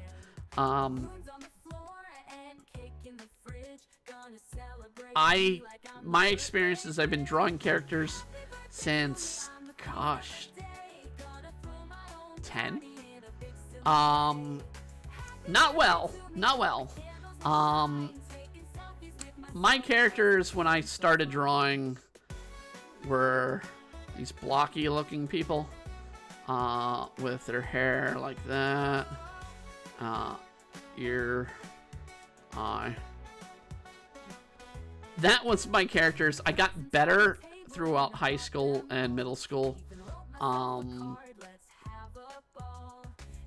to doing characters, to then going into college, being a lot more professional with it. And I'm gonna come on here and say something controversial. Don't go to art college. And it's simply because it's a waste. It's a waste. People go to art college thinking, hey, I'm gonna become an artist. More than likely, you're not gonna get a job that way. Work on your craft. It's good to know the concepts of the craft, and know how to draw a human figure, but you don't need to go to school and waste money to do that. And I say that from experience. I went to college, and I'm literally sitting here, and you guys, you see my VTuber, but right behind me, from where I'm sitting, is my degree. And I can count on one hand how many years I've used that degree, officially, that I have. I have been classically, and I have to say classically, trained in animation. So I was trained in traditional animation to a little bit of CGI. Now this is early days of CGI. When I graduated from college, Shrek had come out. The first one. First Shrek. So I was trained more to do traditional animation. That's sort of where my expertise and study was. But I also self-taught myself how to do a comic, and how to do a series, and webcam comics started to be a thing. Flash started to be a thing. I was an early Flash animator back in the day, but I didn't know how to advertise myself. I still don't really know how best to advertise myself. That's why we do these streams. It's because it's a form of advertisement. Please like, comment, and subscribe, and share. More importantly, share. Either share my work here or share my work elsewhere. That's fine. But yeah. So when we talk about, you know,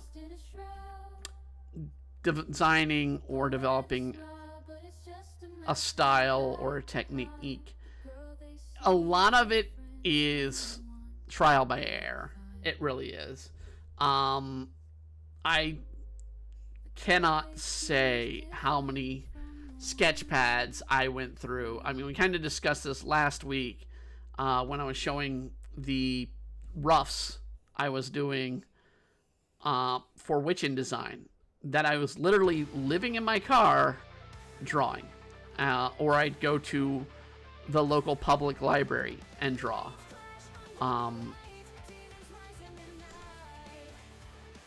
Certain things to really learn. Definitely learn the muscle structure and the bone structure. I know it seems really stupid at times, that you think you may like, why do I need to know, you know, how a muscle hits the body when sitting versus standing. It matters. It matters. If you want to make your characters seem more alive, more, you know, in a world or concept, you need to know how the body moves, how the body functions. It also helps to get an idea of different ways to look at things. And I don't mean as like, you know, different perspectives of, you know, viewpoints. No. I mean literally different ways of viewing things. So one of the things that makes my comics usually stand out from a lot of others is the understanding of, you know, viewpoints of how to look on a character. So if I am going to draw a character from, we'll bring out the eraser here, so I can draw in this area. So if I'm going to draw a character from above, it's going to be around that. If I'm going to draw them in between, it's going to be something like this. If I'm going to draw them from below, switch to pen types, you're going to be kind of doing something like this. It's important to understand, and I didn't show any. So above,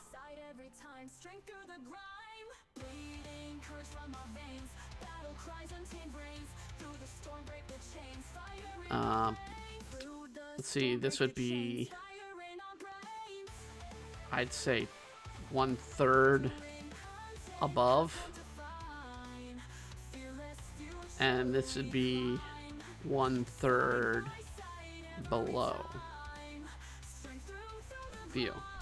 So, and of course the chin goes like this, unless you got a really, you know, weighty person, and that's when you kind of get to more bulbous and oddly formed shapes. So that kind of is how you devise form and figure. I don't know why it keeps doing that. Okay. There we go. So, yeah.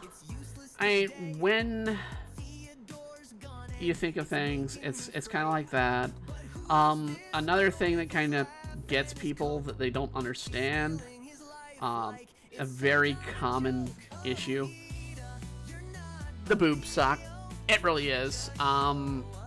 So I can tell they have boobs here on this character, so they have breasts. But there's the concept of the boob sock, and you can see how my model is. You see how the shirt just forms underneath the breast? That's not natural. The shirt would slowly slope down. My actual shirt, I'm looking at it, it slopes down. It's not sucked under my chest. So it's important depending on the outfit. So I mean, we have Ida and Tetra here. They're wearing tighter, sort of under boob outfits, versus Mai, who's wearing sort of a t-shirt here over in the far corner. So when you draw the body or the figure, it's important to note, how a shirt fits, how it's put together.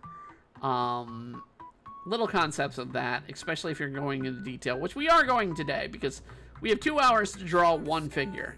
So we have a little more time to do detail, and I kind of really want this original character to kind of stand out a little bit.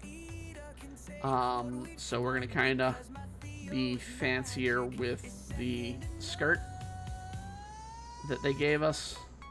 But we're going to kind of do...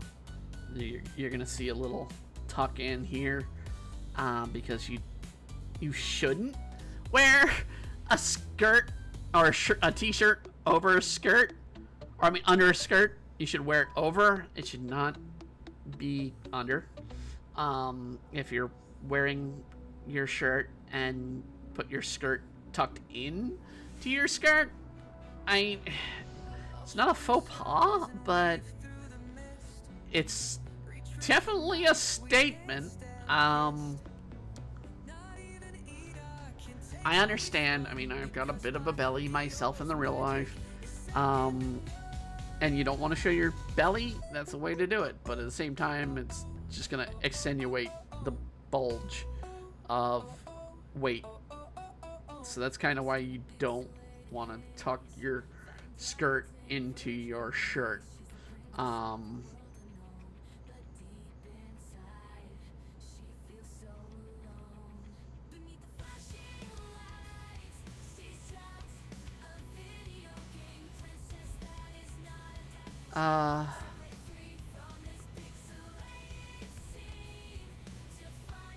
Okay, we wanted to put the hand here, so I can, oh, jeez, I made that way too big of an eraser. Eraser. No, put that back to where it was, because I don't want the tip to change. And a lot of people ask me, why don't you use a thinner tip, or why don't you use, a color to, a color line. For me, I've been trained to do black line, and the reason I don't do a thin tip, and I've kind of described this before, is I'm trained in shonen style, so the weekly Shonen Jump kind of style of drawing. So typically when a mangaka draws their comic, particularly a Shonen Jump or another Shonen Company title, you're using a 20 tip G pen, which is what this is. It is a 20 tip G pen. It is just the tool of the trade. Some people will use a smaller one. Other people may even use a larger one. But the 20 tip is the standard, industry standard. And what people don't understand is when you think of the concept of, hey, what you're drawing for, say, Shonen Jump, or so, say, you know, your regular comic series, they're drawn at almost 10 to 15, at least 10 to 15 times the size that it is that you read it. In some cases, in my case, it goes all the way down to 11% the size. Because that's, I draw on this is a standard A4 size page from Clip Paint Studio. So if you're wondering what the scale of this page is, it is your standard A4 style of sheet. Your standard printer page, 8.5 by 11 sheet of paper.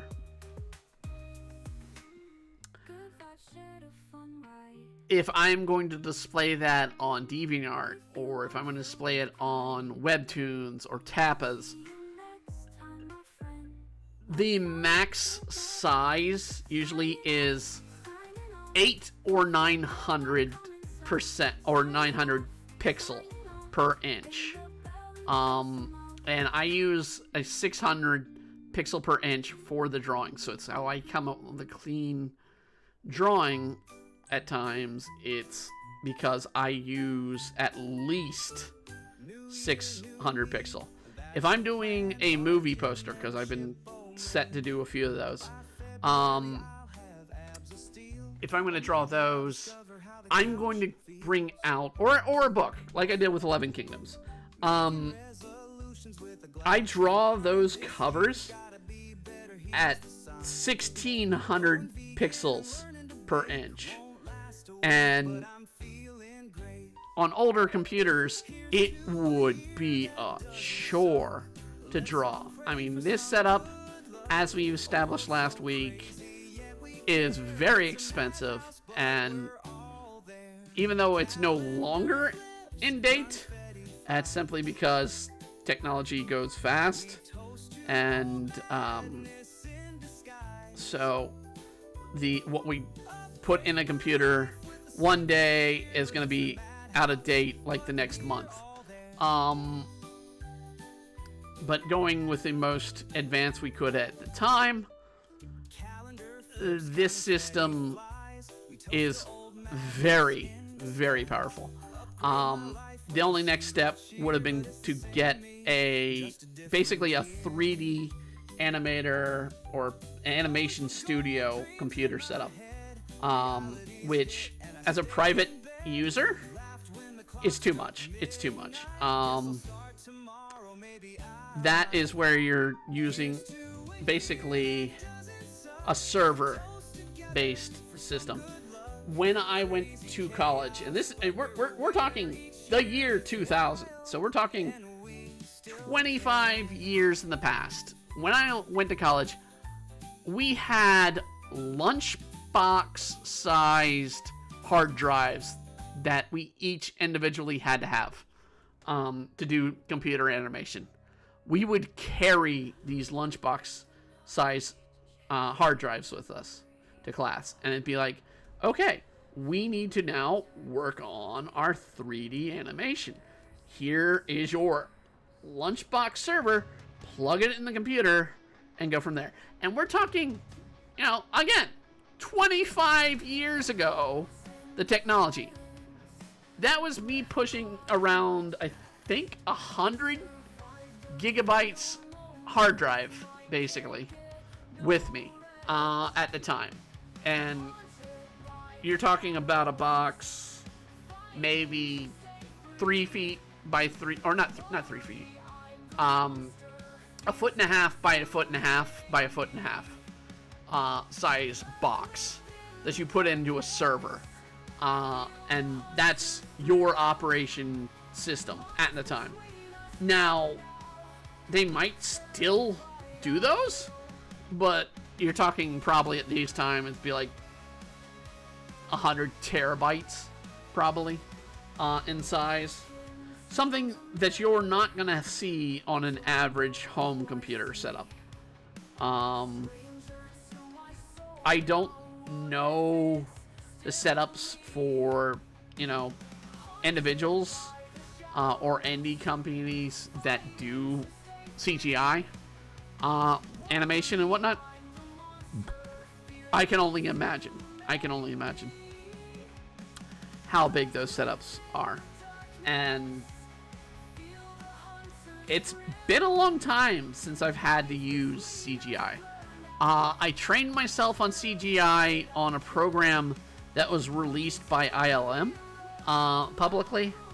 But that one went away fast. And at the time I was doing it, I think the big one at the time was Imagine. Or not Imagine. It's I forget the name, but it was a basis of Imagine was the name of the brand. But yeah, the CGI computers back then, it was a challenge and a chore, and I went through. I mean, there were some people that were seniors and even grad students doing CGI projects at the same time as me. I was a senior. I didn't even start CGI until my senior year. But I did CGI, and we were only supposed to do like a 5-second segment for our college final. But we had to do it. We knew from the start of the semester that we had to do a 5-second piece. I did a 5-minute. I stretched that thing and did something that the art college really didn't know if they could pull off. And it's not the first thing I've done with them that I shocked them with at the time. I was one of the only students in one of my classes to ever get an A from this professor. And the difference was I do okay in the study courses because I'd be like, there's more understanding and whatnot. So I'd be like, yeah, I do okay in these, but I was by no means an A student in those classes. But when it came to studios, my God, I would shock my professors at what could be done with things. And it's because I would spend my time practicing and studying the programs to be like, how far can I stretch this? How far can I take this? And it got to the point, the one professor that I got an A from, that he never really gives out A's, was hand editing videotape. Not DVDs, not film, videotape. So the difference in video versus film. So I also was trained to do film editing.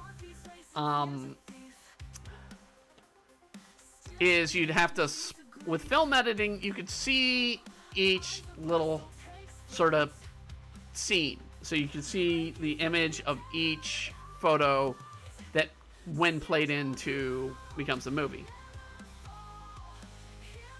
Same as you would with a digital. I mean, I've got DaVinci here on my setup. When I do the video after this, that will show this drawing come to life.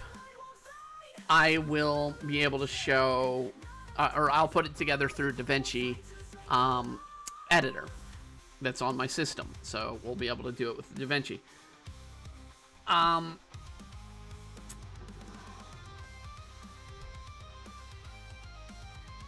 with videotape, you have an issue. So usually used in the past, this is, I don't know if it still is, because I don't know anybody who still edits videotape, honestly. You would use a program called Video Toaster to do the editing. And then you could bring it into Premiere and all that. But you use Video Toaster to do the actual physical edit of the video. And you would do it electronically. There'd be... I'm not physically slicing something. Because if you look at the videotape reel, it's just black. You don't see the image. It's all magnets. During my final thesis for that professor, or my final project, it was a group project, and the people I was working with, we were working on covering the fall of Saigon as a remembrance of the fall of Saigon. And we had an interview, and I did the interview, and then I had my, photographer, and I had my producer. The producer, it was her brother that I interviewed, because she was Vietnamese, but she didn't remember she wasn't old enough for the fall of Saigon, but her brother was. So we covered that, and we talked to them about, the fall of Saigon and whatnot. And during one of the runs of doing the edit in Video Toaster, the machine died and chewed up our videotape. And there was basically, at that point, it's like, there's no hope. Your tape is ruined. It's destroyed. I'm like, I'm going to try something. I was like, we are not going to stop here. We are not going to be like, no, I'm not turning this into the professor saying, oh no, our tape's dead. It's destroyed. Our master was destroyed. I took that tape out, took the damaged area, sliced it with an X-Acto knife, and taped it together with scotch tape. Essentially, if you want to know how you repair film, it's you slice it with an X-Acto knife and you repair it with scotch tape. It's really dumb. I did not know if it would be possible. It was possible. It's highly unadvised. But we were able to save our master. Because if we didn't have that, we'd have to reshoot everything. And we're talking the last few days of this required film. And we had like interviews, we had story, we had, actual footage that we've gathered on this master from the fall of Saigon. And we had all this put together, and it's like, no, this is our master. We lose this, we lose everything. So I hand edited videotape when you cannot see the actual tape, where your project begins and ends, and I pulled it off. And so that's how I got an A in that program, or that class, with that professor, being noted as the only one of two people ever in his career as a teacher to give an A to, because I did the impossible. I did an edit, a physical hard edit on a videotape. And if I didn't have my training in film editing, I probably would not been able to pull it off. And it just goes to show, I mean, learn. if there's something you don't know, learn about it. Just study something. Because, I mean, it was my obscure learning from working part-time as the film restorer for the college's library, which addressed every film that was in schools in my state came through that library, and it was my job to go through and repair them. So if I did not have my confidence from having done that training and knowing how to do a physical edit, I would not have been able to do it. And it's the same with the comics. If I had not spent years of putting together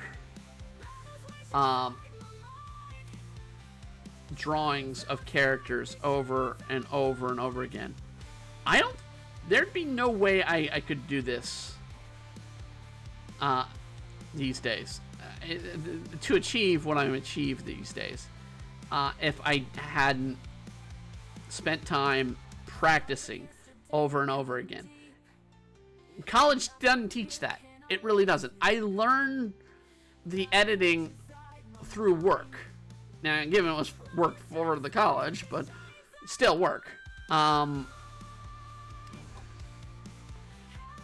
So, I mean, it helps to find and practice. And that's the key with art in general. If you're not practicing or learning, you're not growing as an artist. You're not growing as a writer. You have to teach yourself the techniques. You have to teach yourself the capability of doing certain things.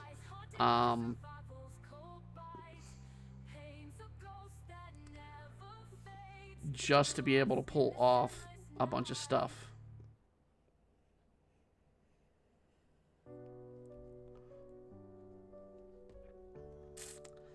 All right, let's...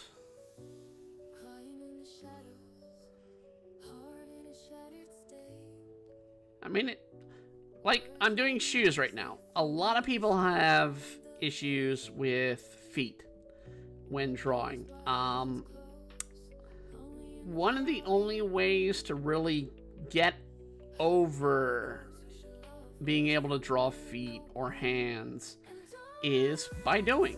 And you use your own shoes or your own hand or reference books to help you understand how these forms come about and how they look. So, I mean, I still got to do laces here on these.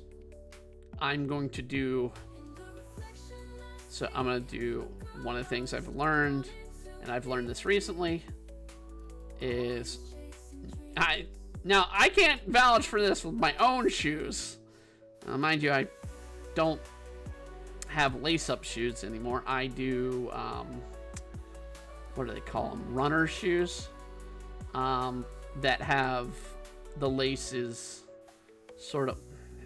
see, I already screwed up on this. I have runner shoes that are just, the laces are built in, but you don't untie the shoe. The laces are already part of the shoe. So...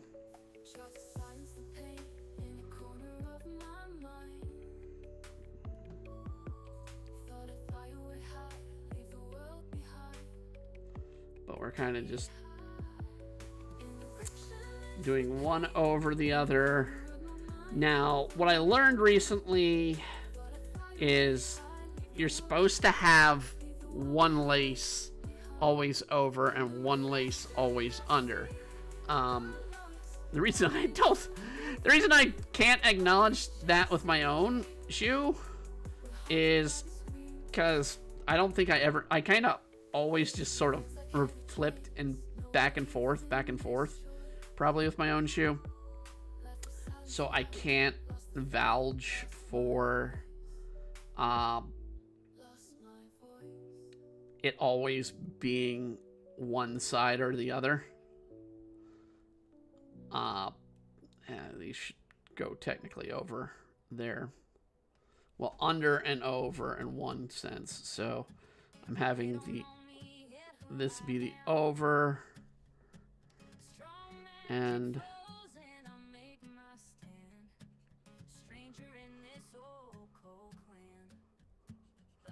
I'm kind of screwing these up a little bit, I guess, I think.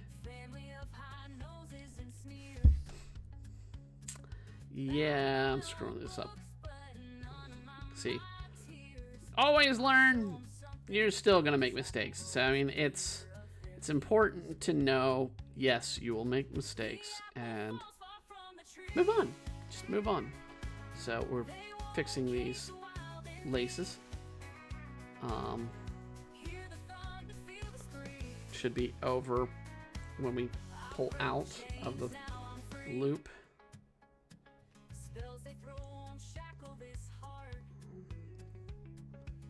Up. Did not mean to do color. Now I'm trying to do blank here. Okay. Alright. Bring this around. Not.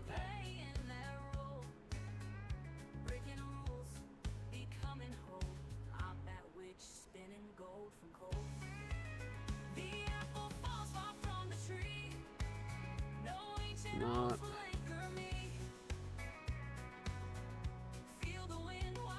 See, I kind of know where I'm going with this. This is why I know whether or not I'm doing something right or not. I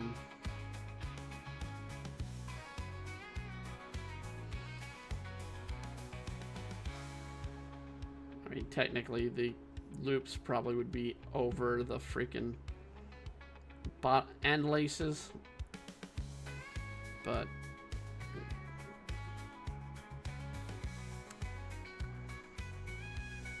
that's good enough for right now.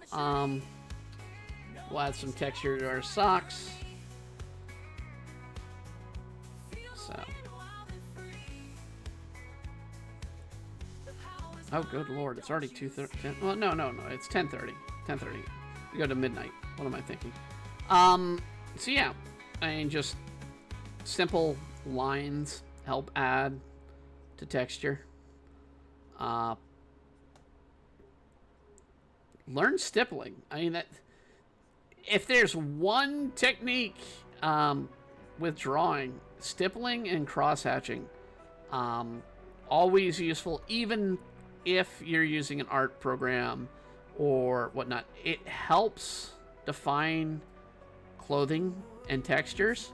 Like in the case, this is giving the sock more of a texture. And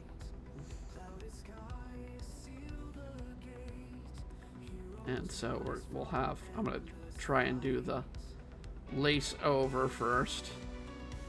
And we'll do the knots.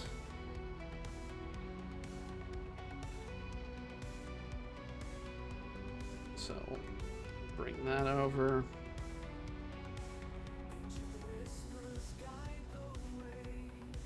Now, I do quicker versions of this for Witchin' and Demon Blade. I don't want to spend time messing around with laces on a shoe that most likely will go unnoticed. I mean, there is a character, and I don't know if the song's played. I've added a few new songs to the list tonight, as I usually do. I added a new Demon Blade song. I've got a couple of new Demon Blade songs coming about. But I have one that is for chapter, I think at this point it's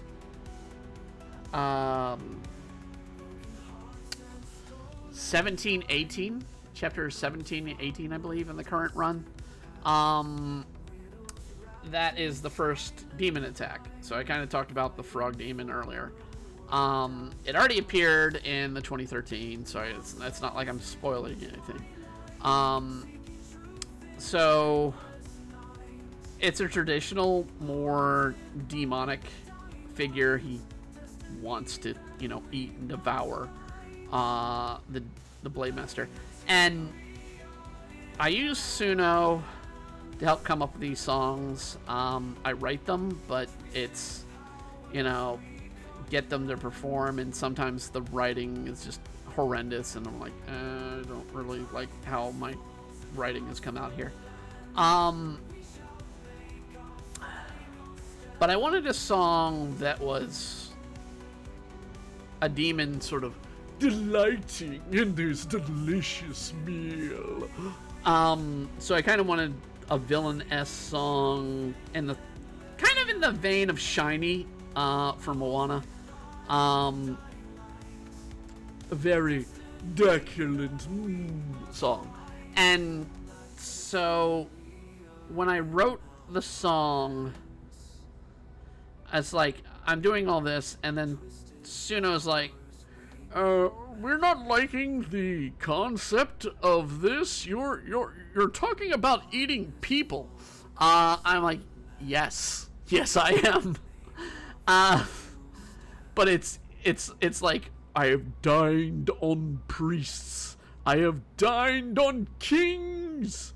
And that kind of, it's like really this gluttonous nature of a demonic force, and that's what the frog demon is. He's this glutton of, he normally, I mean, it's stated in this in the story that he's this shambling mound of clothes when he first appears, and it's because frogs are weak to ice. They cannot handle the cold. Their blood is cold. The winter will kill them. But he appears in the middle of February, somewhere in February actually. It is February because it's Valentine's Day. He appears and attacks Tetsu, Mai, and Kyle in the story. And he has all these clothes basically to keep him warm. And so Tetra/Tetsu, knowing, frogs are cold-blooded, they're trying to use, help Mai get an ice attack off on the guy, but he's prepared. He's like, no, I know better. And so the clothing helps him get away and all that mess, and it makes it a brutal fight, but the frog demon is very, wordy in his talk and sort of insult to each of the characters. And for a while, it does look like he has both Mai and Kyle on the ropes, and almost has Tetra. I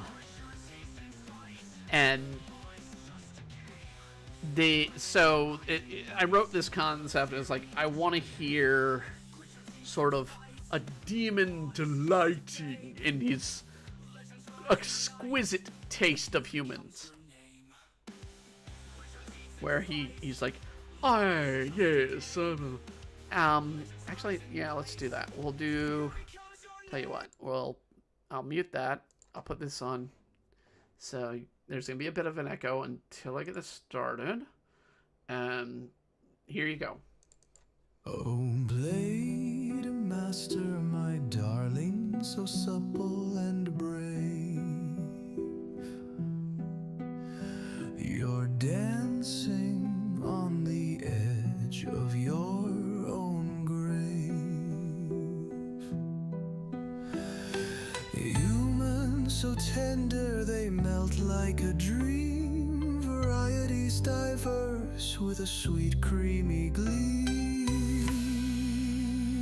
I'll savor your courage, yeah, cook it with spice, a warrior's flavor, oh so precise. Your defiance at something will bake in the fire, turning terror and screams to what I desire. I've tasted kings and sampled priests, dined on lovers turned into feasts. Your sweat tells me you're rarer than rare, strong-willed fillet grilled with despair. Oh, can you feel it, that chill on your spine? A seasoning perfect for a soul so divine. Put down that sword, it won't make you spry. You'll just marinate slowly, no place to fly. I'll savor your courage, yeah, cook it with spice. A warrior's flavor, oh so precise. Your defiance at something will bake in the fire, turning terror and screams to what I desire. That blade in your hand, it gives you belief, but to me it smells like parsley and grief. Your final stand is my favorite thrill. Sweet dreams, blade master with time to grow.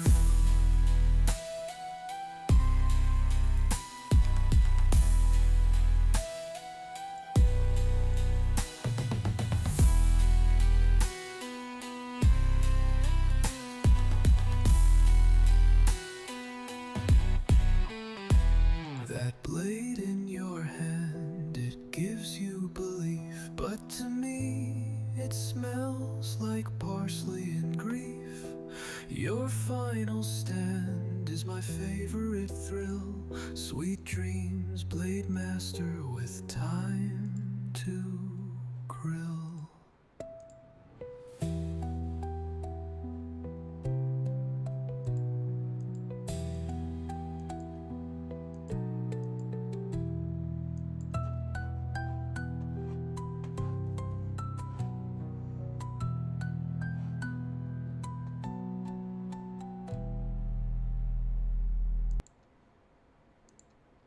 Okay, that was the song. And it's literally playing now, so you can hear. It's playing again. The irony of it playing the moment I bring music back. So yeah, that's called Demon's Delight, and yeah, the AI gives me trouble when I want to do sort of like a villain song that goes dark, like that, and it kind of prevents me from telling, getting a good villain song going in there. I have a couple others that I'm working on. They're not finished. The main reason I did that is because it's like I'm trying to get my creative juices flowing. Is it a final song? Maybe. I don't know. It's an enjoyable song. There's another song that I added to the playlist that is a representation of the love of Mai and Tetsu. Particularly Mai's love for Tetsu and how they treat their relationship. Did I literally... Okay, that's bad on me. That was a bad thing I did. We're gonna remove the character drawing from the panel, or from the page we're working on. So we're gonna remove that. Select, deselect. We're gonna put the character on a different panel or page. Didn't realize it was drawing on the same page. So yeah. When I write some of the songs, I have one for Yoku. We've kind of played it before.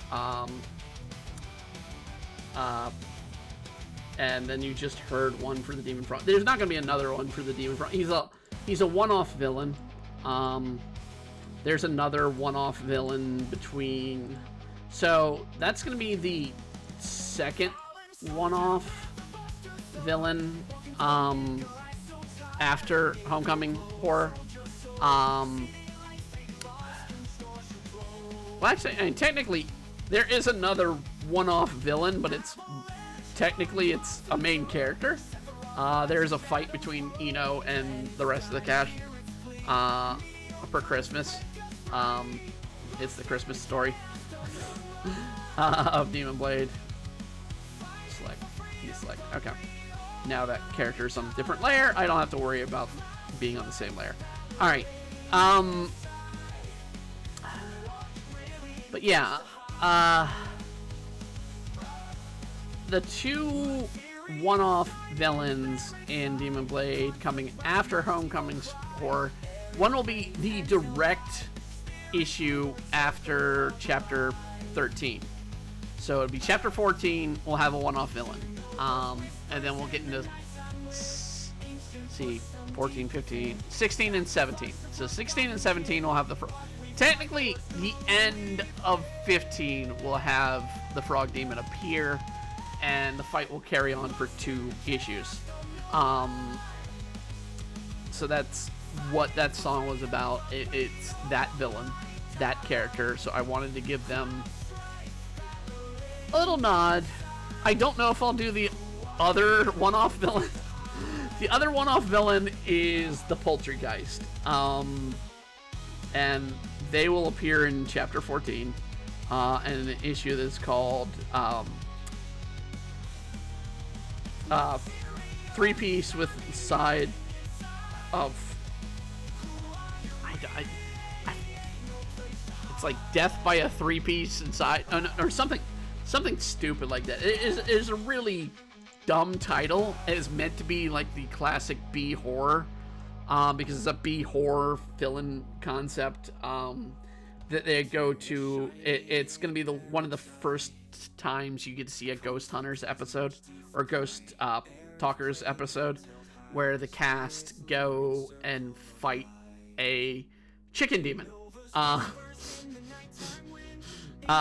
Chicken ghost that does a lot of chicken jokes and puns, and it's meant to be sort of this point in the story that comes after Homecoming Horror that has my kind of dealing with her aftermath from what is said at end of chapter 4 or of 13. End of chapter 13, she's gonna blurt something out, and if you read the 2013, you know what that something is. But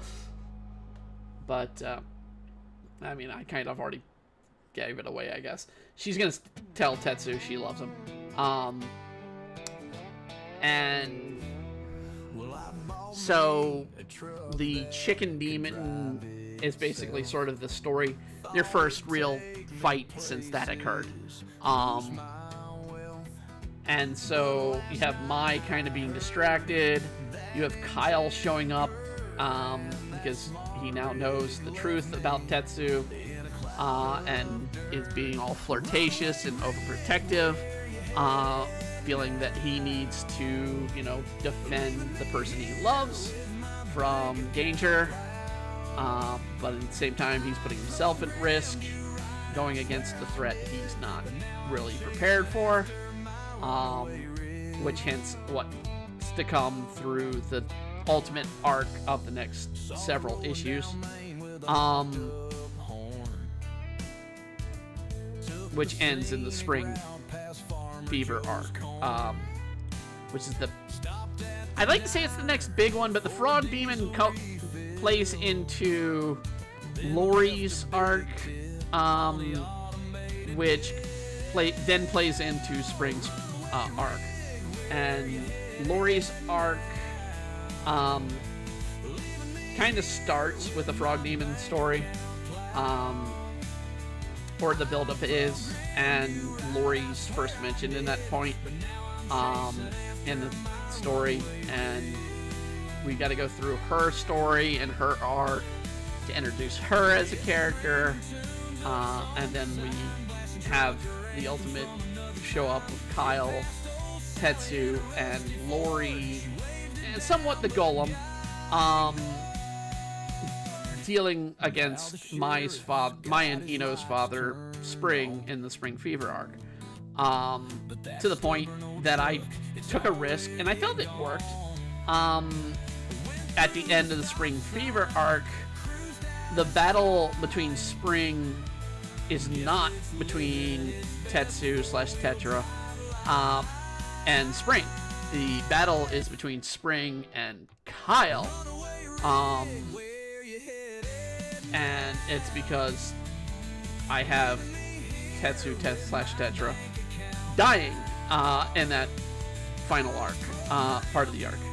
And so I needed to have a point where Kyle can come in and play the hero, and save Tetra's life. And it's sort of the build up throughout that arc to kind of tell, what makes us, love, what builds love, and how do we protect and share love throughout the whole story arc. So the first story arcs, the bully arc, it's developing the characters. Just the two coming to meet each other, Mai and Tetsu, dealing with your problems, dealing with the threats, dealing with your past. Well, when we come out of Homecoming Horror, we have a good knowledge of Mai and Tetsu's past by that point. So we don't need to really keep focusing on past. We need to focus on where we go from here, how do we grow, and how do we expand. And once Mai blurts her love for Tetsu out to Tetsu, it, changes the game a bit, because up until that point, we have a main character who is adamantly in love with Kyle and only for Kyle, never conceived that someone else may have feelings for them. And if you didn't really get this concept from issue 1 that Mai had a thing for Tetsu, it comes into play. And so, yeah, I know I'm giving away spoilers here, but it's that all of this has been previously released, so it's not really new territory. It's not me spoiling concepts.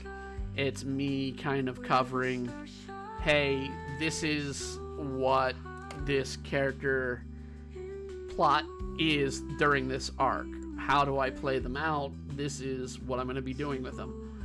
And so for the next several arcs after Homecoming Horror, for Mai, it's what is she gonna do about her feelings for Tetsu?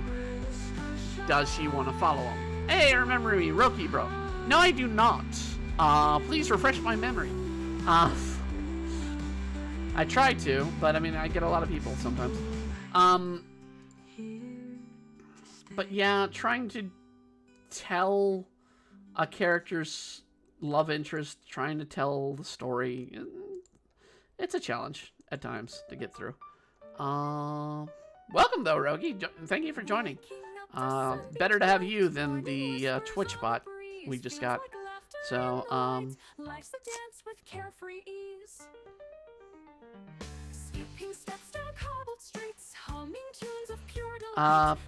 and yeah, we're gonna be going into a point where it's a little more easy to access the Demon Blade story and get the full story before it releases with the current run. But I'm still gonna be drawing the past story.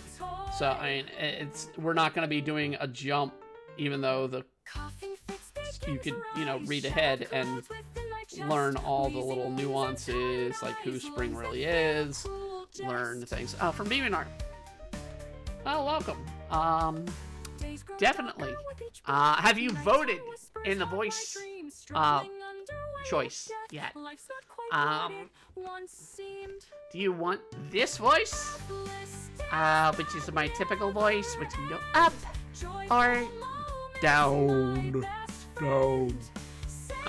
generally on my own?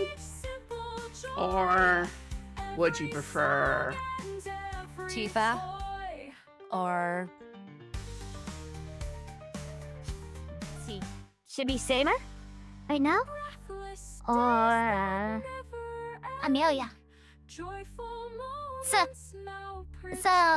yeah. testing out some AI options? People wanted to see what they sound like. I'm kind of personally partial to the Tifa because it's closer to my voice. But I kind of get if some people are like, we'd rather just have a regular voice. Oh, they have a yellow, so we'll do yellow tongue on these. But yeah, go and vote on that. See what you want to do. Yeah, I just don't like my regular voice. I really don't. But if I'm gonna do something like Stardew, where I really need to voice the characters, because we got 200 characters, it's harder to do it when I do an AI voice. It really is. That's the reason why I'm like,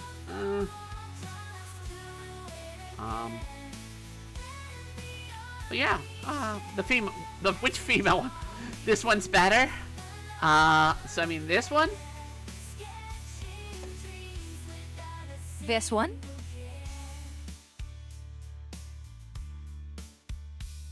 This one.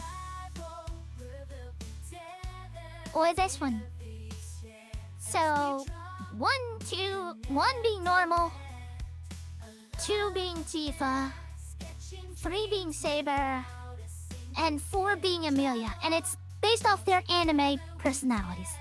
So this is Amelia. this is Saber. And this is Tifa. And this is my voice. Yeah, Messenger sure is taking time to get there. I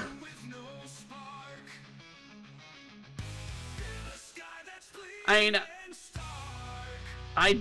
like I said, I definitely like the Tifa because it sounds.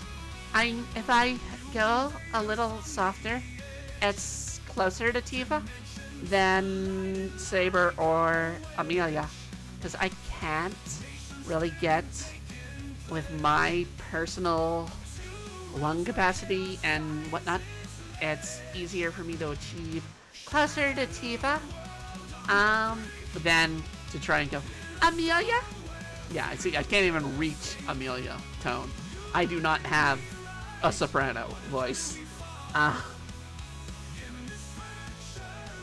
Vocal range. I do not have a soprano vocal range. That she does.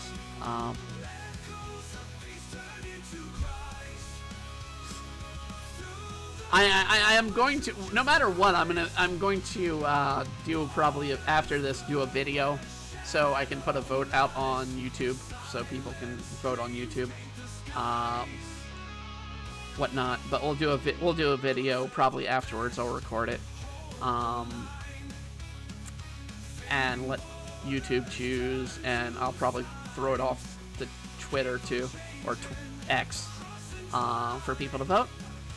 And I'll share it on DeviantArt so people can double choose their voice, the voice they want out of it. So,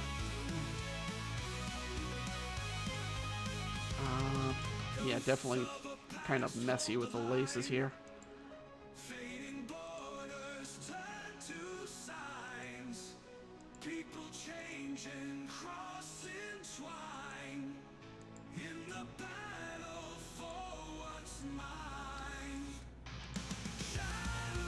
But yeah, I mean, it's not that big of a deal. It really isn't. I'm not afraid of using my voice as is. If people see me in person, because I have done some live and not VTuber appearances, mainly on the Anime Anticlimax podcast. I've done live NES there. I got a new look. And I still need to lose weight, but I got a new look. And the next time we stream that, if it's next week or not, I will show off the new look. So, how old are you, bro? My guess is 33. I wish I was 33. I wish I was 33. I am 46, going on 47.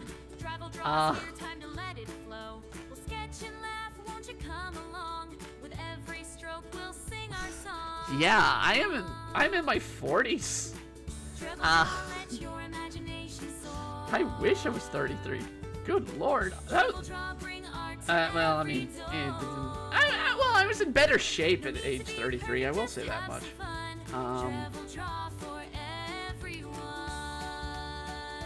I wasn't far in my transition, but I was definitely in better shape back then.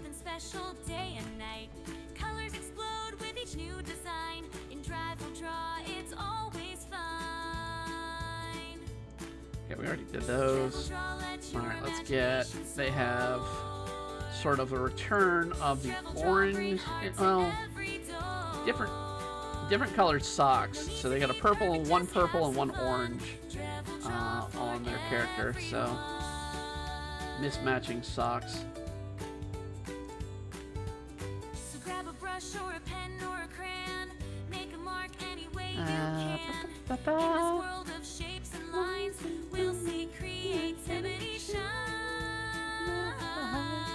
Yeah, and I'm tone deaf. I can't sing either. Not trained in it. I'm sure if I properly got trained, I probably could do it. It's like me with voice acting. If I was fully properly trained, I could probably do it, but I am amateur in it. So.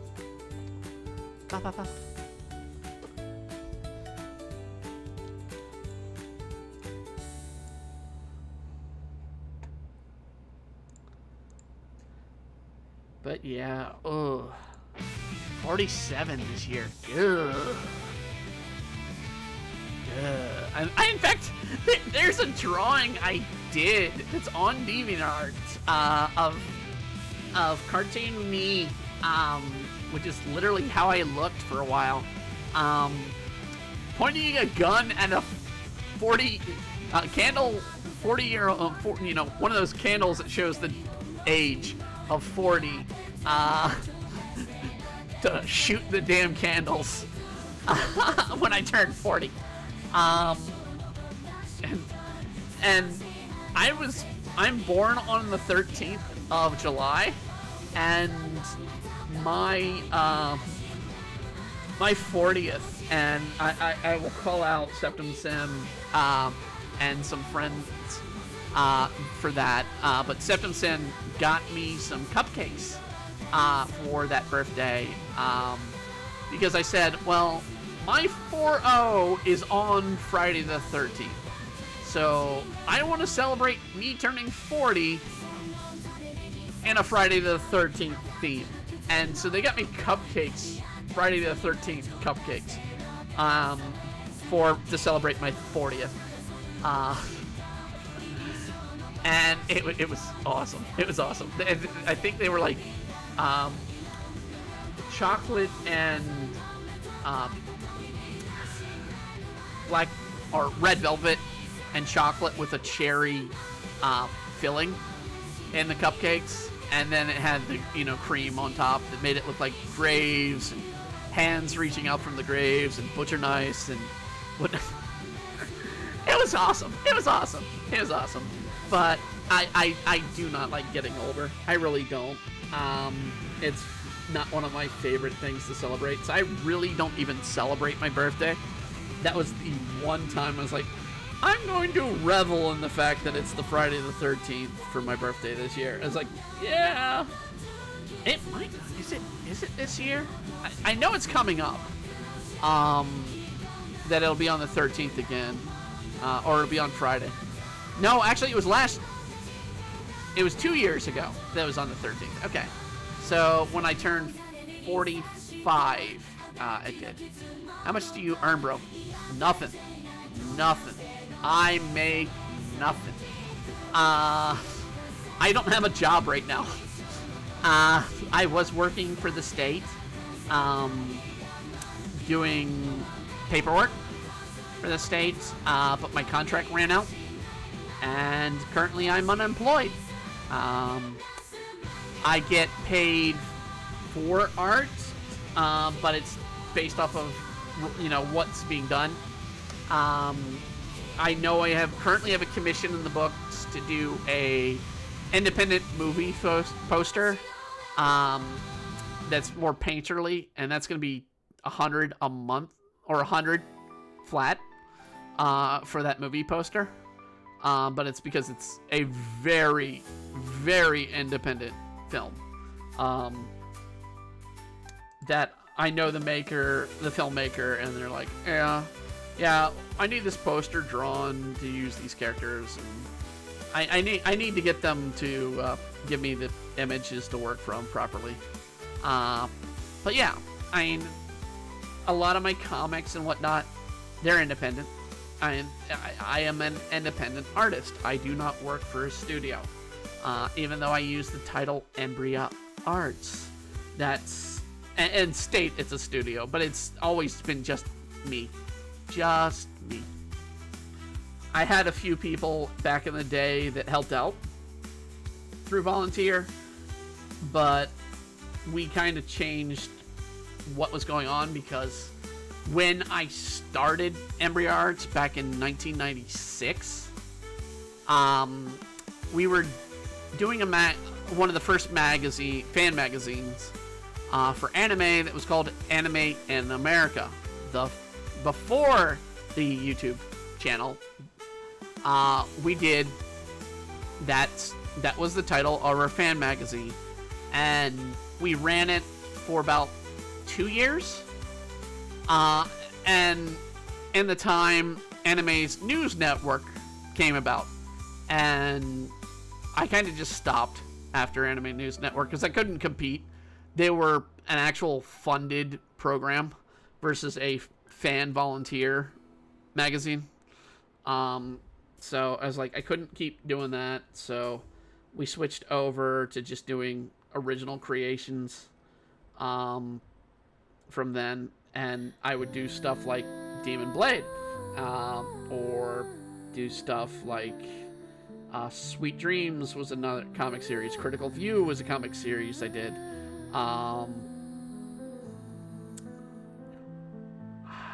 Trying to think if there's another one. We have Sailor Moon, Andromeda Factor. I work not more than 40 minutes in art. Don't get stressed all of the hours. I don't mind the hours. I'm a workaholic. I love to work when I have work. But when it's my independent work, it's kind of like, okay, I have got other things around me. I really don't like the concept of working remote because I'm too easily distracted. But this system that I've built up here is very powerful. So it's kind of hard to go to another place and then work on a system that's like 6-7 years behind. I've even had some systems I've worked on for art that have been, decades behind. And then I have my system here, which is up-to-date, modern tech.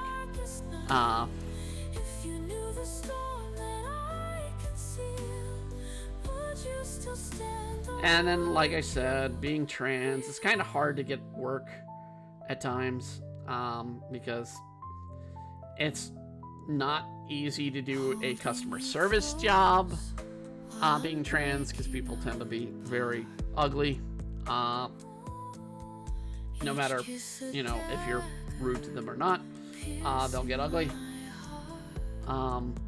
So yeah, it comes with the territory. I'm used to it. I really am. I hate to say that I'm used to it, but I'm used to it.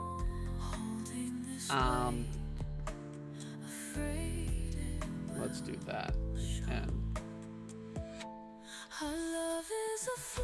that's too much.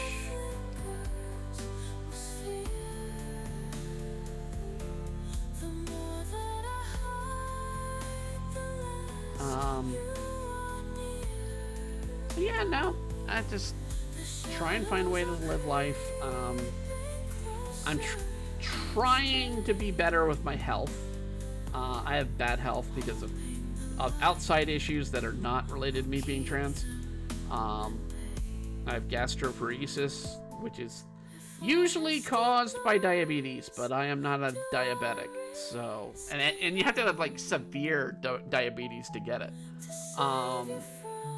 So they don't know how I got it. They think it's probably genetic in my case. And then I have horrific allergies and asthma and nerve damage. And now developing carpal tunnel for years of working from a computer. Which doesn't help the nerve damage because it's essentially the same thing. It's more nerve damage. But it does kind of make getting work harder, because it's like, hey, can you take this job to lift, 75 pounds? It's like, I used to. These days, it's not advised. I might drop it in a bad way.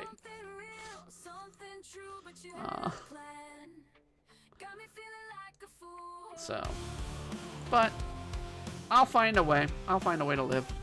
It's 8:47 this morning in India. What's yours? It is 11:17 p.m. Eastern Standard Time here in the United States. So it is night. It's about to go to midnight. Get them late night radio shows like old Cactus Jack, which I know I'm dating myself. I can't even do Cactus Jack. I really can't. Or the Wolfman.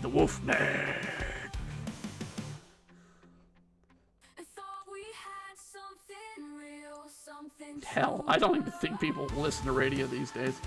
I don't. I occasionally listen to it in my car, but it's like, because I don't want to bring out my phone to listen to music. But it's like, maybe I'll listen to radio. You should be asleep, bro. No. I usually don't go to bed until 1 anyway. So, now I do have caffeine in my system, so it's probably be harder. And I have slept all day today because my health has been acting up. But, trying to be better with my streaming and not reschedule every time I feel sick.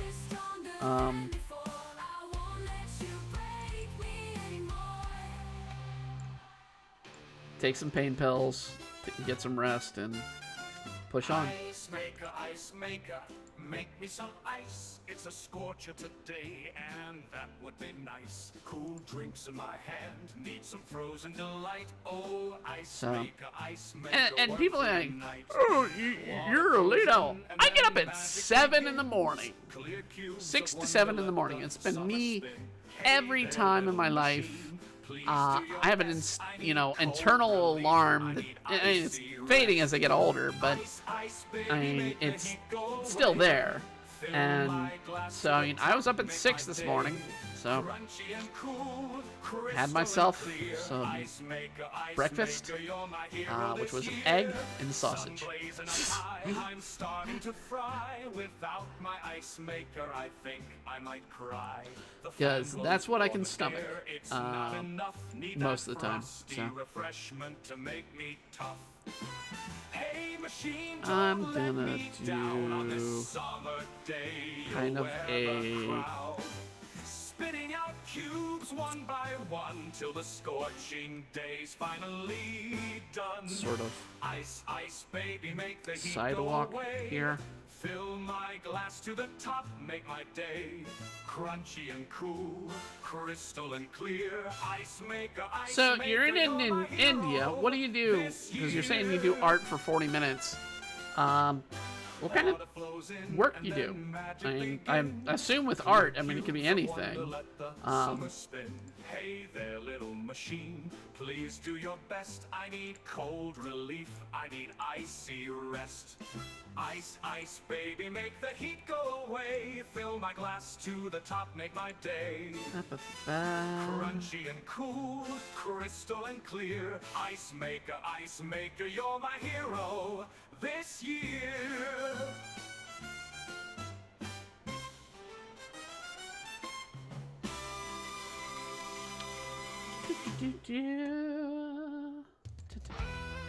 Let's sort of do a kind of horizontal. We're gonna bring that there, and then I'm gonna do a blue sky, but I'm gonna kind of bring in the some greenery around that. I just wanted to kind of bring a dirt base here before I put the greenery in.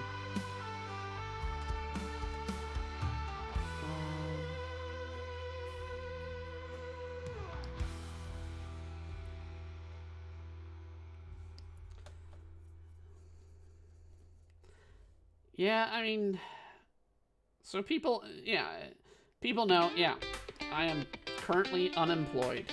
I make no money outside of sales or possibly anything else. So it's like, definitely support me with my work. Buy Demon Blade. Honestly, that's the best one to do it. I do have a shop. I'm going to be doing some new stuff for the shop. There'll be t-shirts, mugs, and such. I just draw a skin suit, but I don't post them. I have always about 300 or so drawings and only one posted. Okay. Yeah, well, I mean, like I've said before, I'm not into the skin suit stuff. I've been paid to do it for years. I'm kind of gotten out of it, and it's pissed off a lot of people. And I'm kind of getting that way with a few other requests, because they get too demanding, and people demand I paid or I do this all for free. Not understanding I need to, pay bills and make a living. I'm literally living off my savings and unemployment right now. That's what I get for my money. I got approved for food stamps for each month, for a whopping total of $23 a month. So I get to live off of $23 of food a month. Yeah, not possible. Especially with my health, it's not possible. But yeah, I might open commissions up in the near future. But my main problem with doing that is it's going to cut into the comic content that I regularly release, and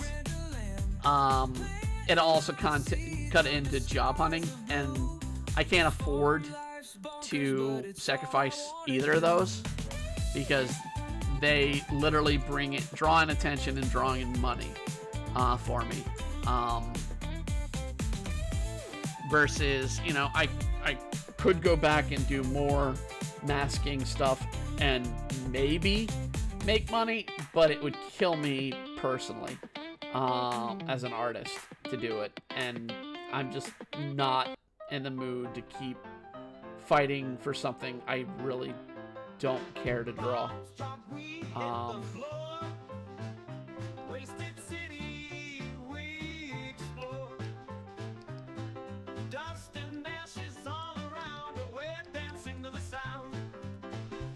Okay, let's deselect.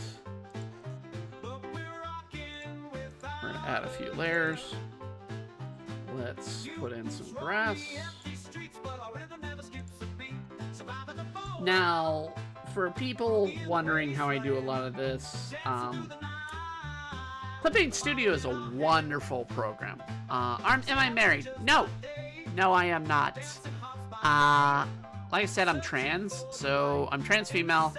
I look femme. I get hit on occasionally. And I have a lot of people that lust after me. But never had a successful date to marriage. And I'm into guys.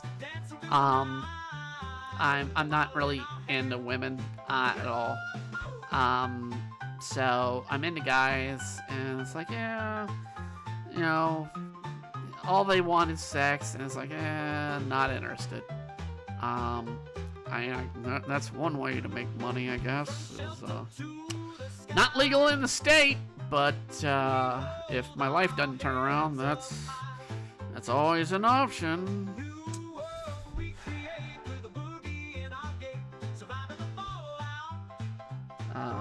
Given my body, that's probably not a good option because my health is in bad shape.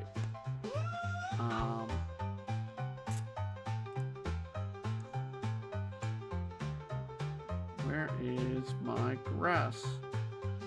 Where's my Ghibli grass, to be precise?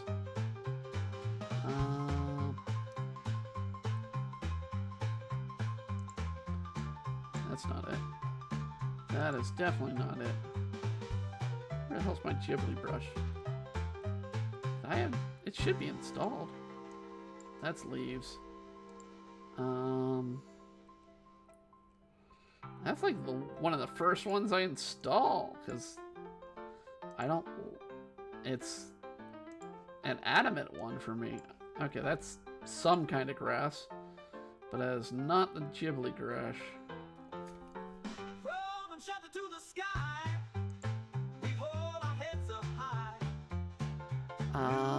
Virgin? I mean, technically, yes. I have to say technically because I'm not gonna fully say, but technically, yes.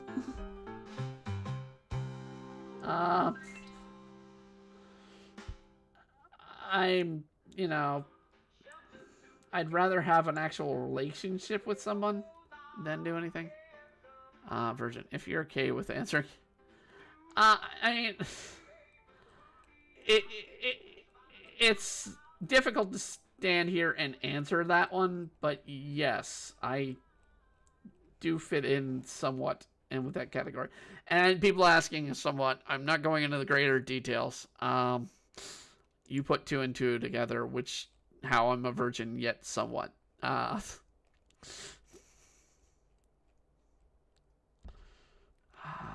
do I not have Ghibli grass? I mean, that is an adamant brush for me to always have. I'm trying to install it. You guys can... Well, no, you can't. You can't even see me do it on the side. Absolutely should be in here, unless they got rid of it.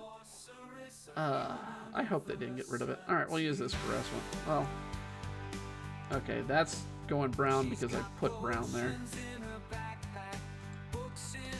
Okay.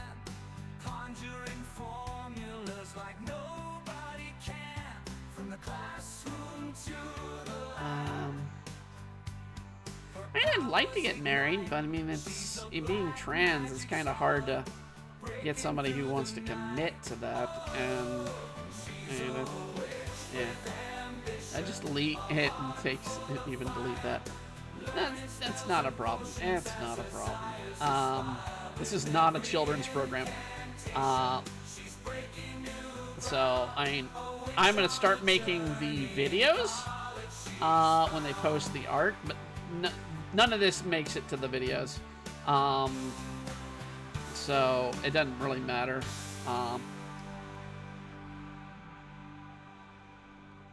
Because the videos I mute and put music behind it. I mean, we're kind of in new territory with the videos anyway. Baby casting spells on your street. You had your pointy hat on, babe. I can't help but feel the heat. You got your grandma on your windowsill. I mean, this is a villain song. We were talking about villain songs earlier. This is a villain song. I mean, it's for Witchin, and it's a villain song for Sydney. The overly obsessed goth girl. I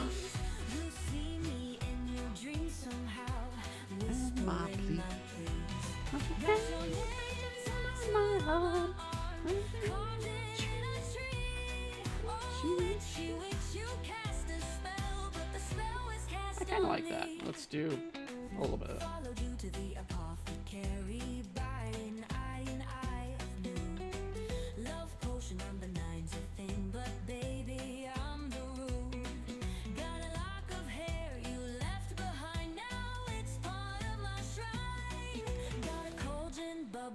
Okay. I'm going to show a little trick that most people don't know on Clip Paint. So, I'm going to click over here on the side, hit Shift, and then click on the other side. And it does a nice line.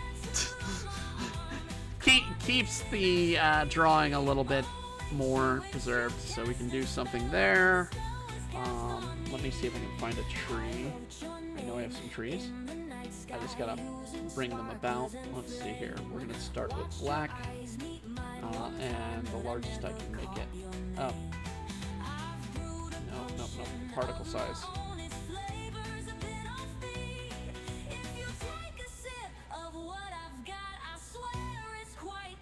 All right, then we take foliage. We're gonna add green. Got your picture in my locket. Swiped it off your porch last June. I chant your name at midnight beneath the silver moon. Left some charms upon your doorstep. Followed you to work one day. I'll leave you into my weird world. No chance of getting away.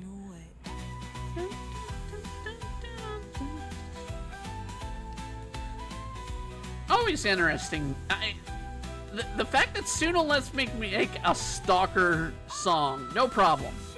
But when I go to write a villain song about reveling and of a demon reveling and eating his, prey, that's out of order. We can't do that.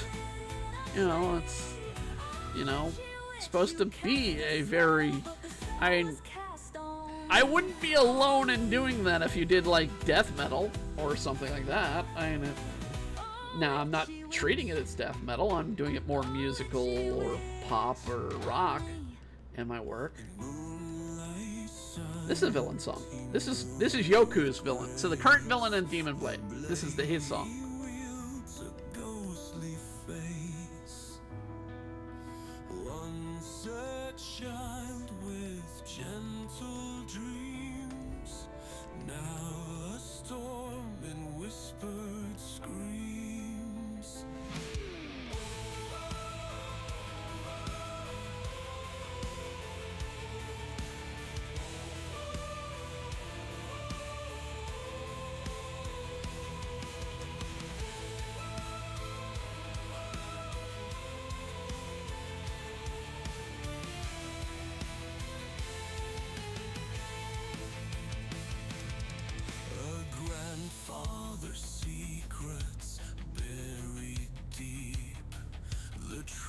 Do you have friends who accept you as you are? Yes.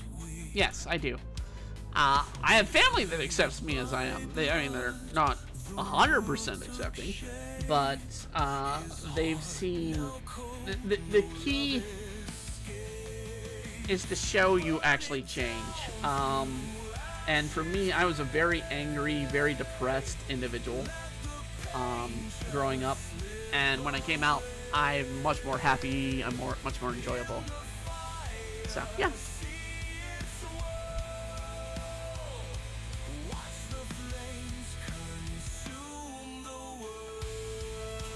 Just add a little yellow in there, just to give it a little bit of a dried out take.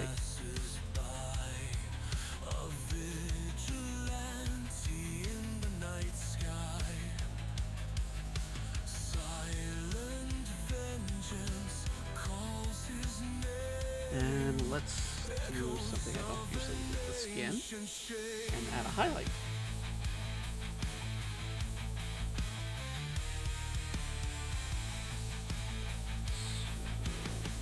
There's our character. There it is.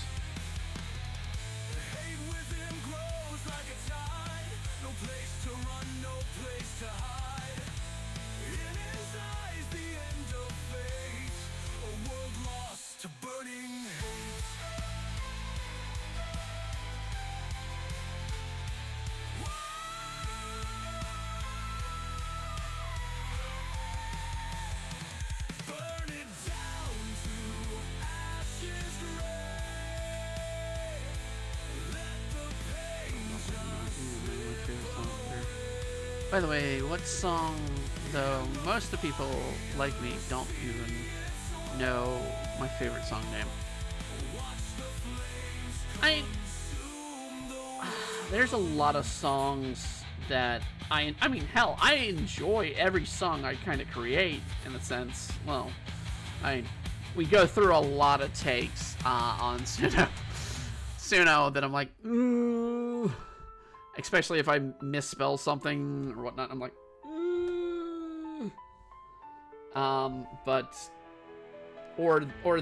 there's something the AI doesn't get when it does a performance, or reads badly. I mean, that's one of my favorites, though. That last song was really one of my favorites. Great. This one,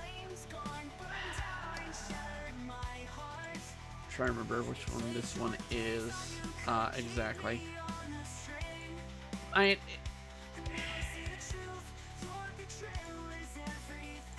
My taste in music is just like any kind of music I'm kind of up to, but when it gets to just blatantly just full of cuss words, it's like, no. And I swear like a sailor. I'm by far probably getting more trouble with my own mouth with people at times than anything else, and it's mainly from what I say. And it's because I've always been a swearing person. I could be better about that.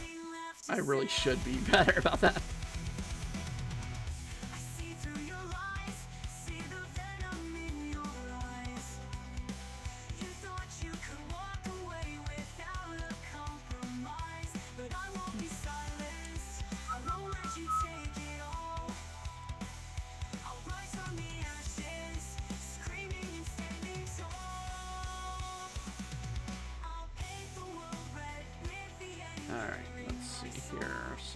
Probably trying to see where I'm at. It's really hard right now. Okay. We'll do one there. One there.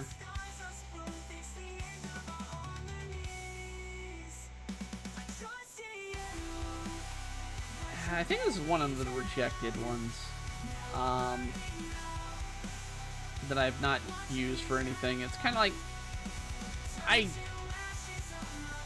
like it, but at the same time I'm kind of like, I feel it could be better of a song.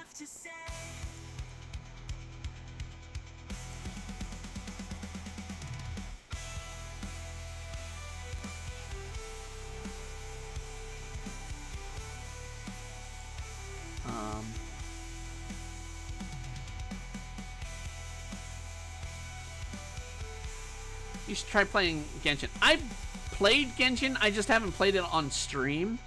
My main problem with Genshin is that it costs money to really do anything in the game of note.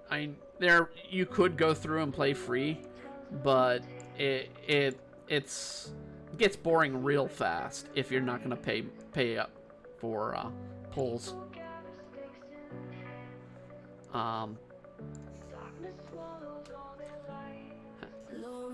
We talked about Lori earlier.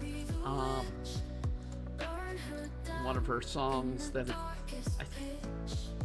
I think I'm going with this song, but I think there's another one that is also, well, I mean, there's one I just created that I'm definitely going with it. But right now, this is probably one of the only ones that's be like, yeah, we'll do it.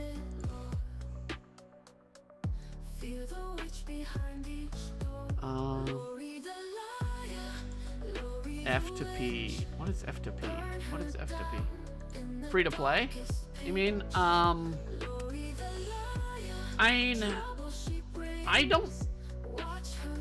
just not a gacha player, really.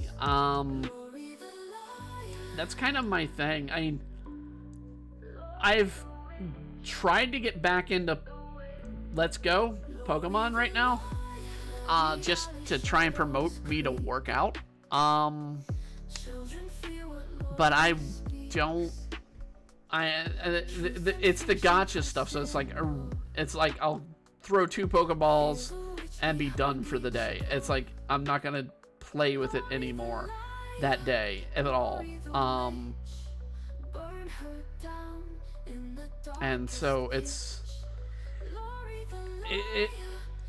whenever it's a free to play, it's ideal for people who don't really have money, but it's, for me, I come around to wanting a game with story or plot, or something to enjoyable. If I have to pay for it, I'm fine with that. Because while I'm no job at the moment, I have some money stored away. So I'm not poor. I'm getting there, but I'm not poor at the moment.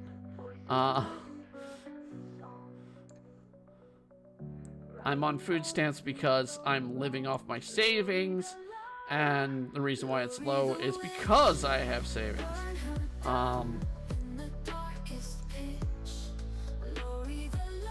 And the fact that I make an okay amount of unemployment from the work I did.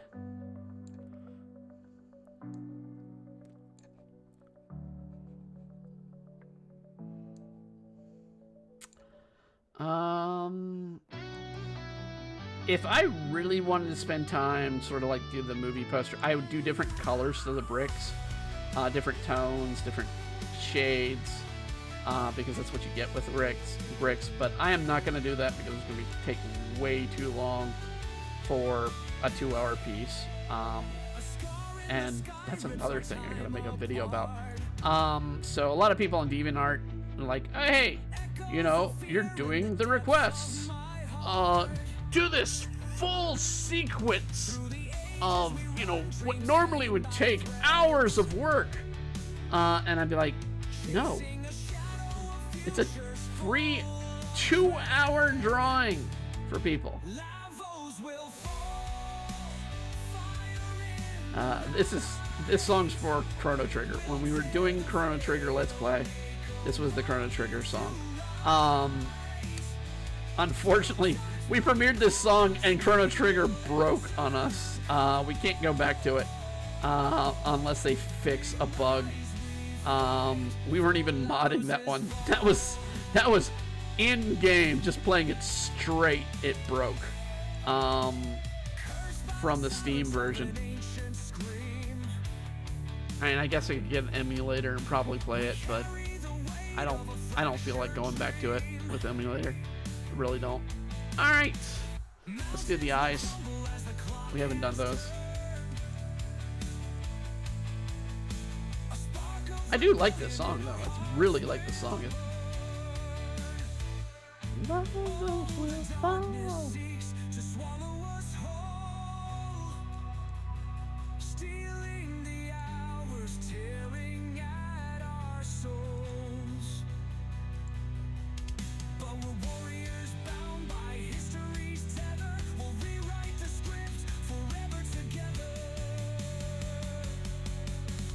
I mean, right now we're only playing Stardew Valley, but we have like a lot of mods on that. It's almost 400 mods on that game with our playthrough.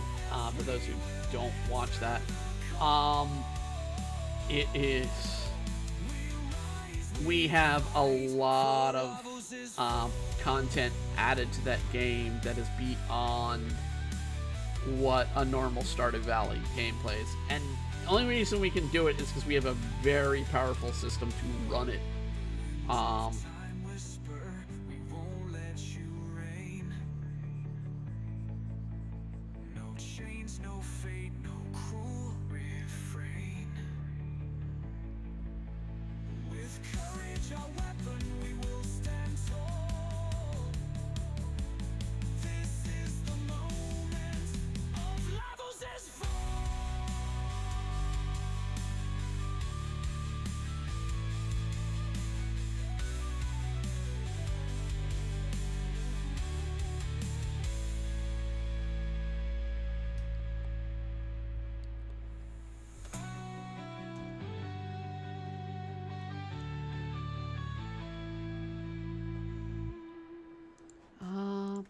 Let's do. Here's a Demon Blade love song, but this is Kyle and Tetra. I might have to switch and bring out the new one for people to hear. In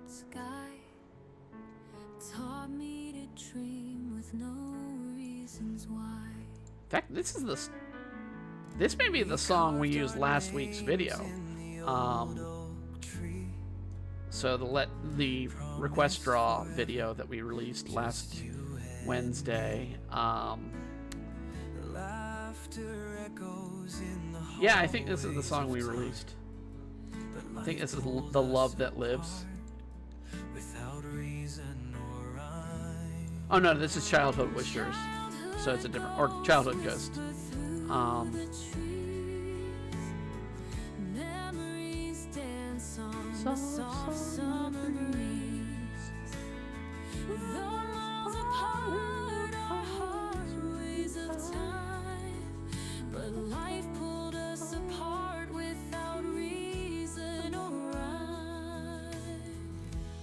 Hey, Roki Discusser. Oh, hi again. Just switching with my OG account. That's fine. Welcome. Welcome to your OG account. I honestly don't have a second account. This is the account I use for everything on YouTube. So we'll just add a little soft shade in the hair. I need to hold on. Go back a bit.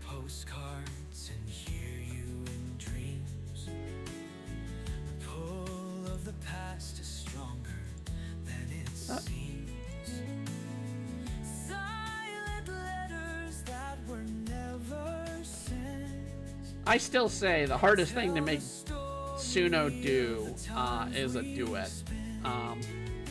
Just a good duet, and this is a good duet.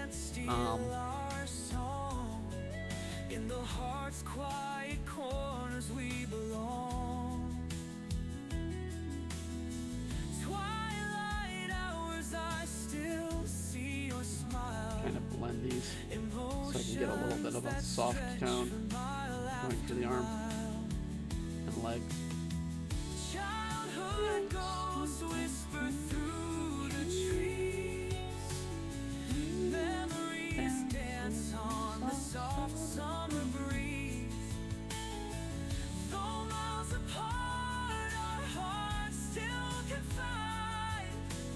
Love like a river that won't be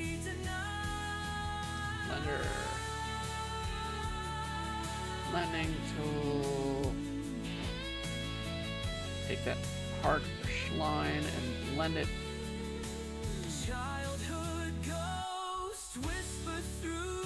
I literally had to answer on a application the other day about Clip Paint Studio, and they're like, "What programs do you like to use?" It's like, I like Clip Paint Studio because it gives me a painterly / sketchbook capability that Photoshop does not give me. And of course, all businesses are like, "Oh, Photoshop, Photoshop." Yeah. Go ahead. Pay, you know, $90 a month for one program, or pay $12 a month for a program that has multiple uses.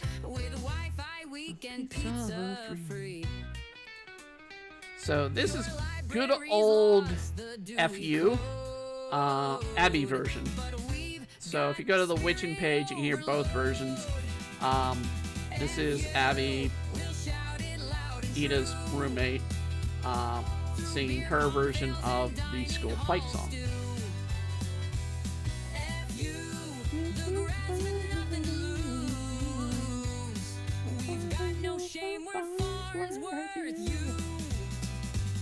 Your football team might never win, but who needs score when there's more gin? Professors freed, improvise. The other version is the faculty version, covered by Dean Winters in the story, to be more the accurate song for the school. Raise the flag for good old FU. The dorms flood when it starts to rain. The campus squirrels have gone insane. Our chem lab once lit half the quad, but Farnsworth's spirit stays unflawed. FU will shout it loud and true, with ramen nights and exams overdue. FU, our hearts bleed maroon. In chaos, we trust at good old FU. Alright. We are reaching the last few minutes. I kind of want to finish up. I'll put a little shadow on the shirt here. We're going to do the same with the green here.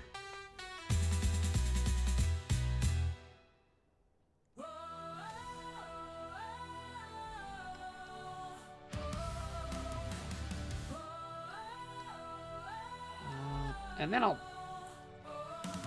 go to the new My song, Tetsu My song that we have before we call it. Running through the shadows, lost in the night. I need a hero to make it alright. Screaming out, but no one's around. Save my soul before I hit the ground. Every heartbeat echoes fear and doubt. Can't escape this maze. Let's put away the wording. And let's add a highlight to that orange. Oh. Can't believe it did that. Bring up that.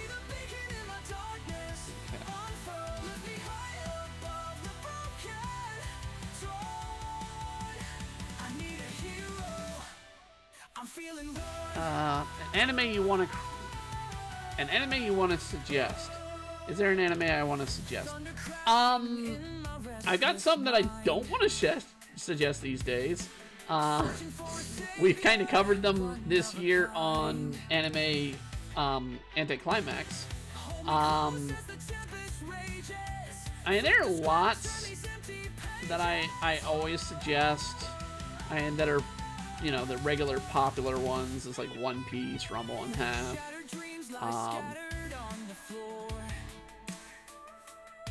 Gintama is one of my favorites to always suggest if you're willing for slapstick humor. That really did not get any love in the US. I do not know why it didn't get any love. It was hilarious. Of this season, that's a bit harder to say. And of course, Apothecary Diaries, I do suggest. I know some people are gonna be like, They're so lovely. no. Maybe Witch Watch. I haven't watched enough of Witch Watch, but I love the manga. And the only reason I hadn't watched enough is I wanted them to do the dub, and they haven't released it yet. So I want to hear what the dub sounds like.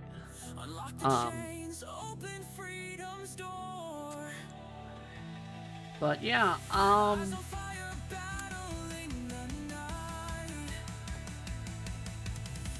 it's hard to say. There hasn't been one this season really that I'm kind of like really get up and watch this season.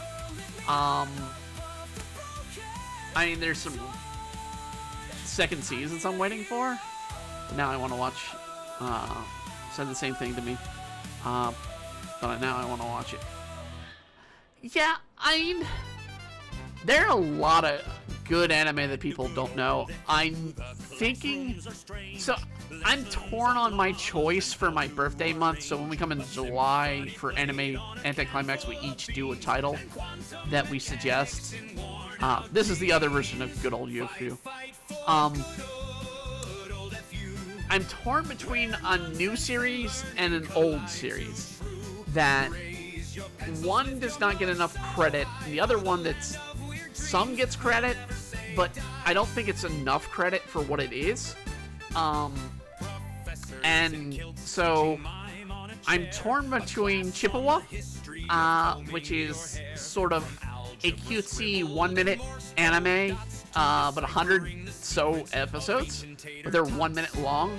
But at the same time, it covers more adulting, real life, harsh moments.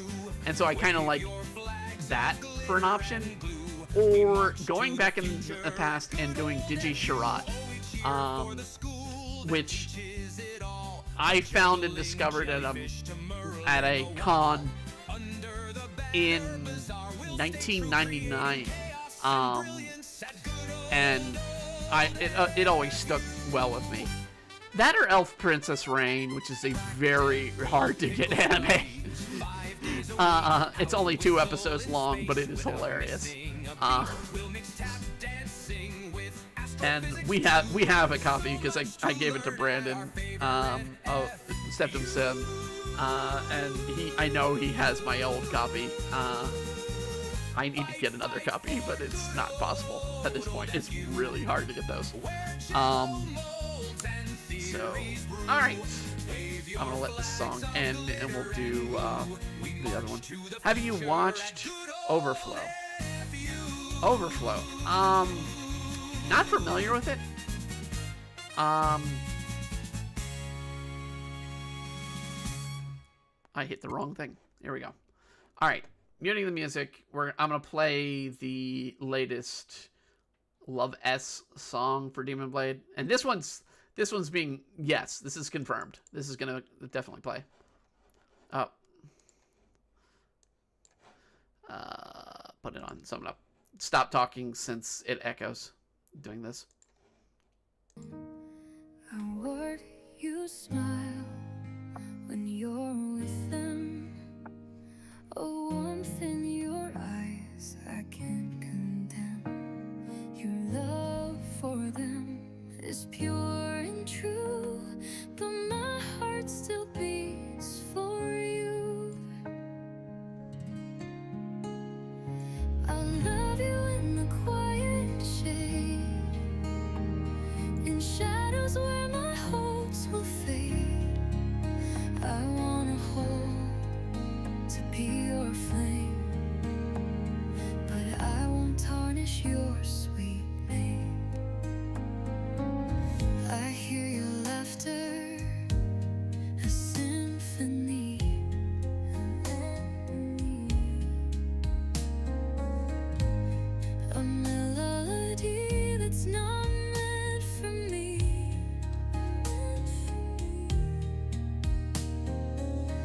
I'll stand in silence. No need to fight. Your happiness is my guiding light. I dream of worlds where you are mine, but dreams dissolve with the morning shine. I respect the bond you've deeply tied, and I'll learn to love you on the side. I'll love you in the quiet shade, in shadows where my hopes will fade. I wanna cling to call you mine, but the love you share is divine.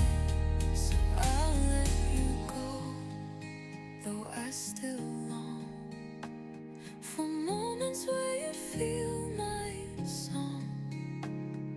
Loving you means letting it be, even if it's never me.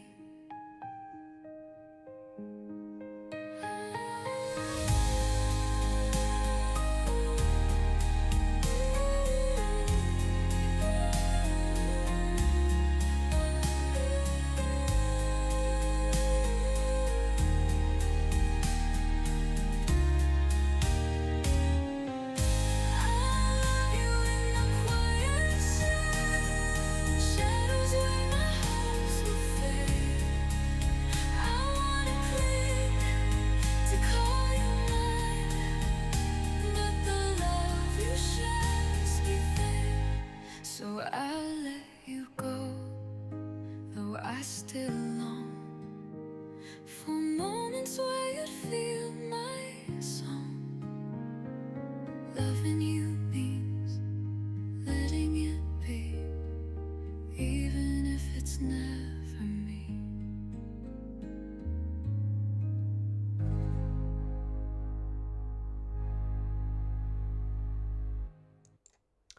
So that's Quiet Shade. In the Quiet Shade, very much it's a reluctant love song of Mai to Tetsu, in Demon Blade, because that's the relationship they have. It's reluctant love. When you come across someone you love who's already in love, and that's very much Mai, personally.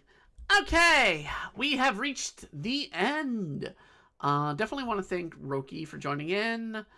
We also had, I want to make sure I get their name properly, Femboy Descon Hideko, joining in and dropping in and saying hello as well. And Twitch bot, as per usual for every stream.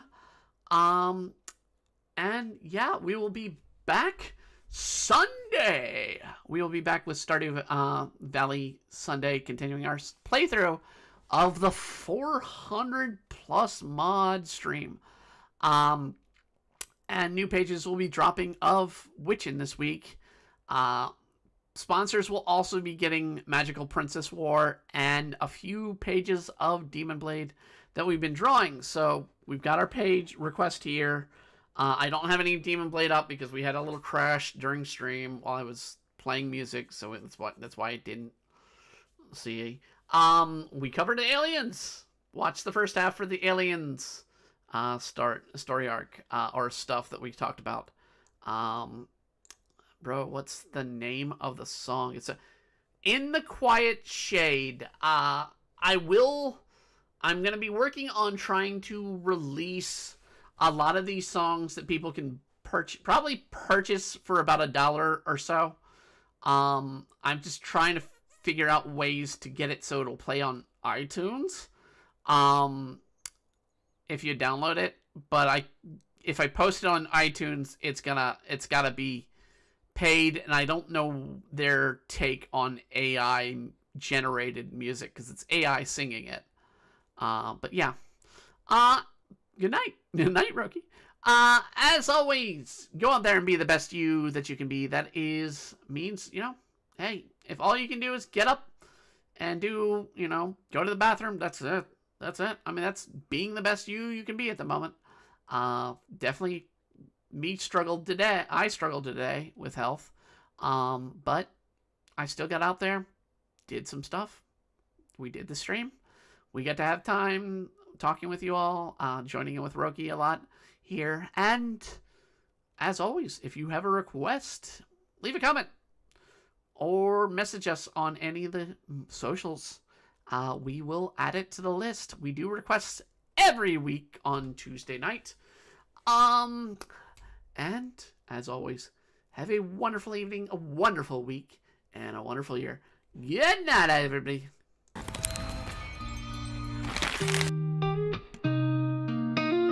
Lights go downstream and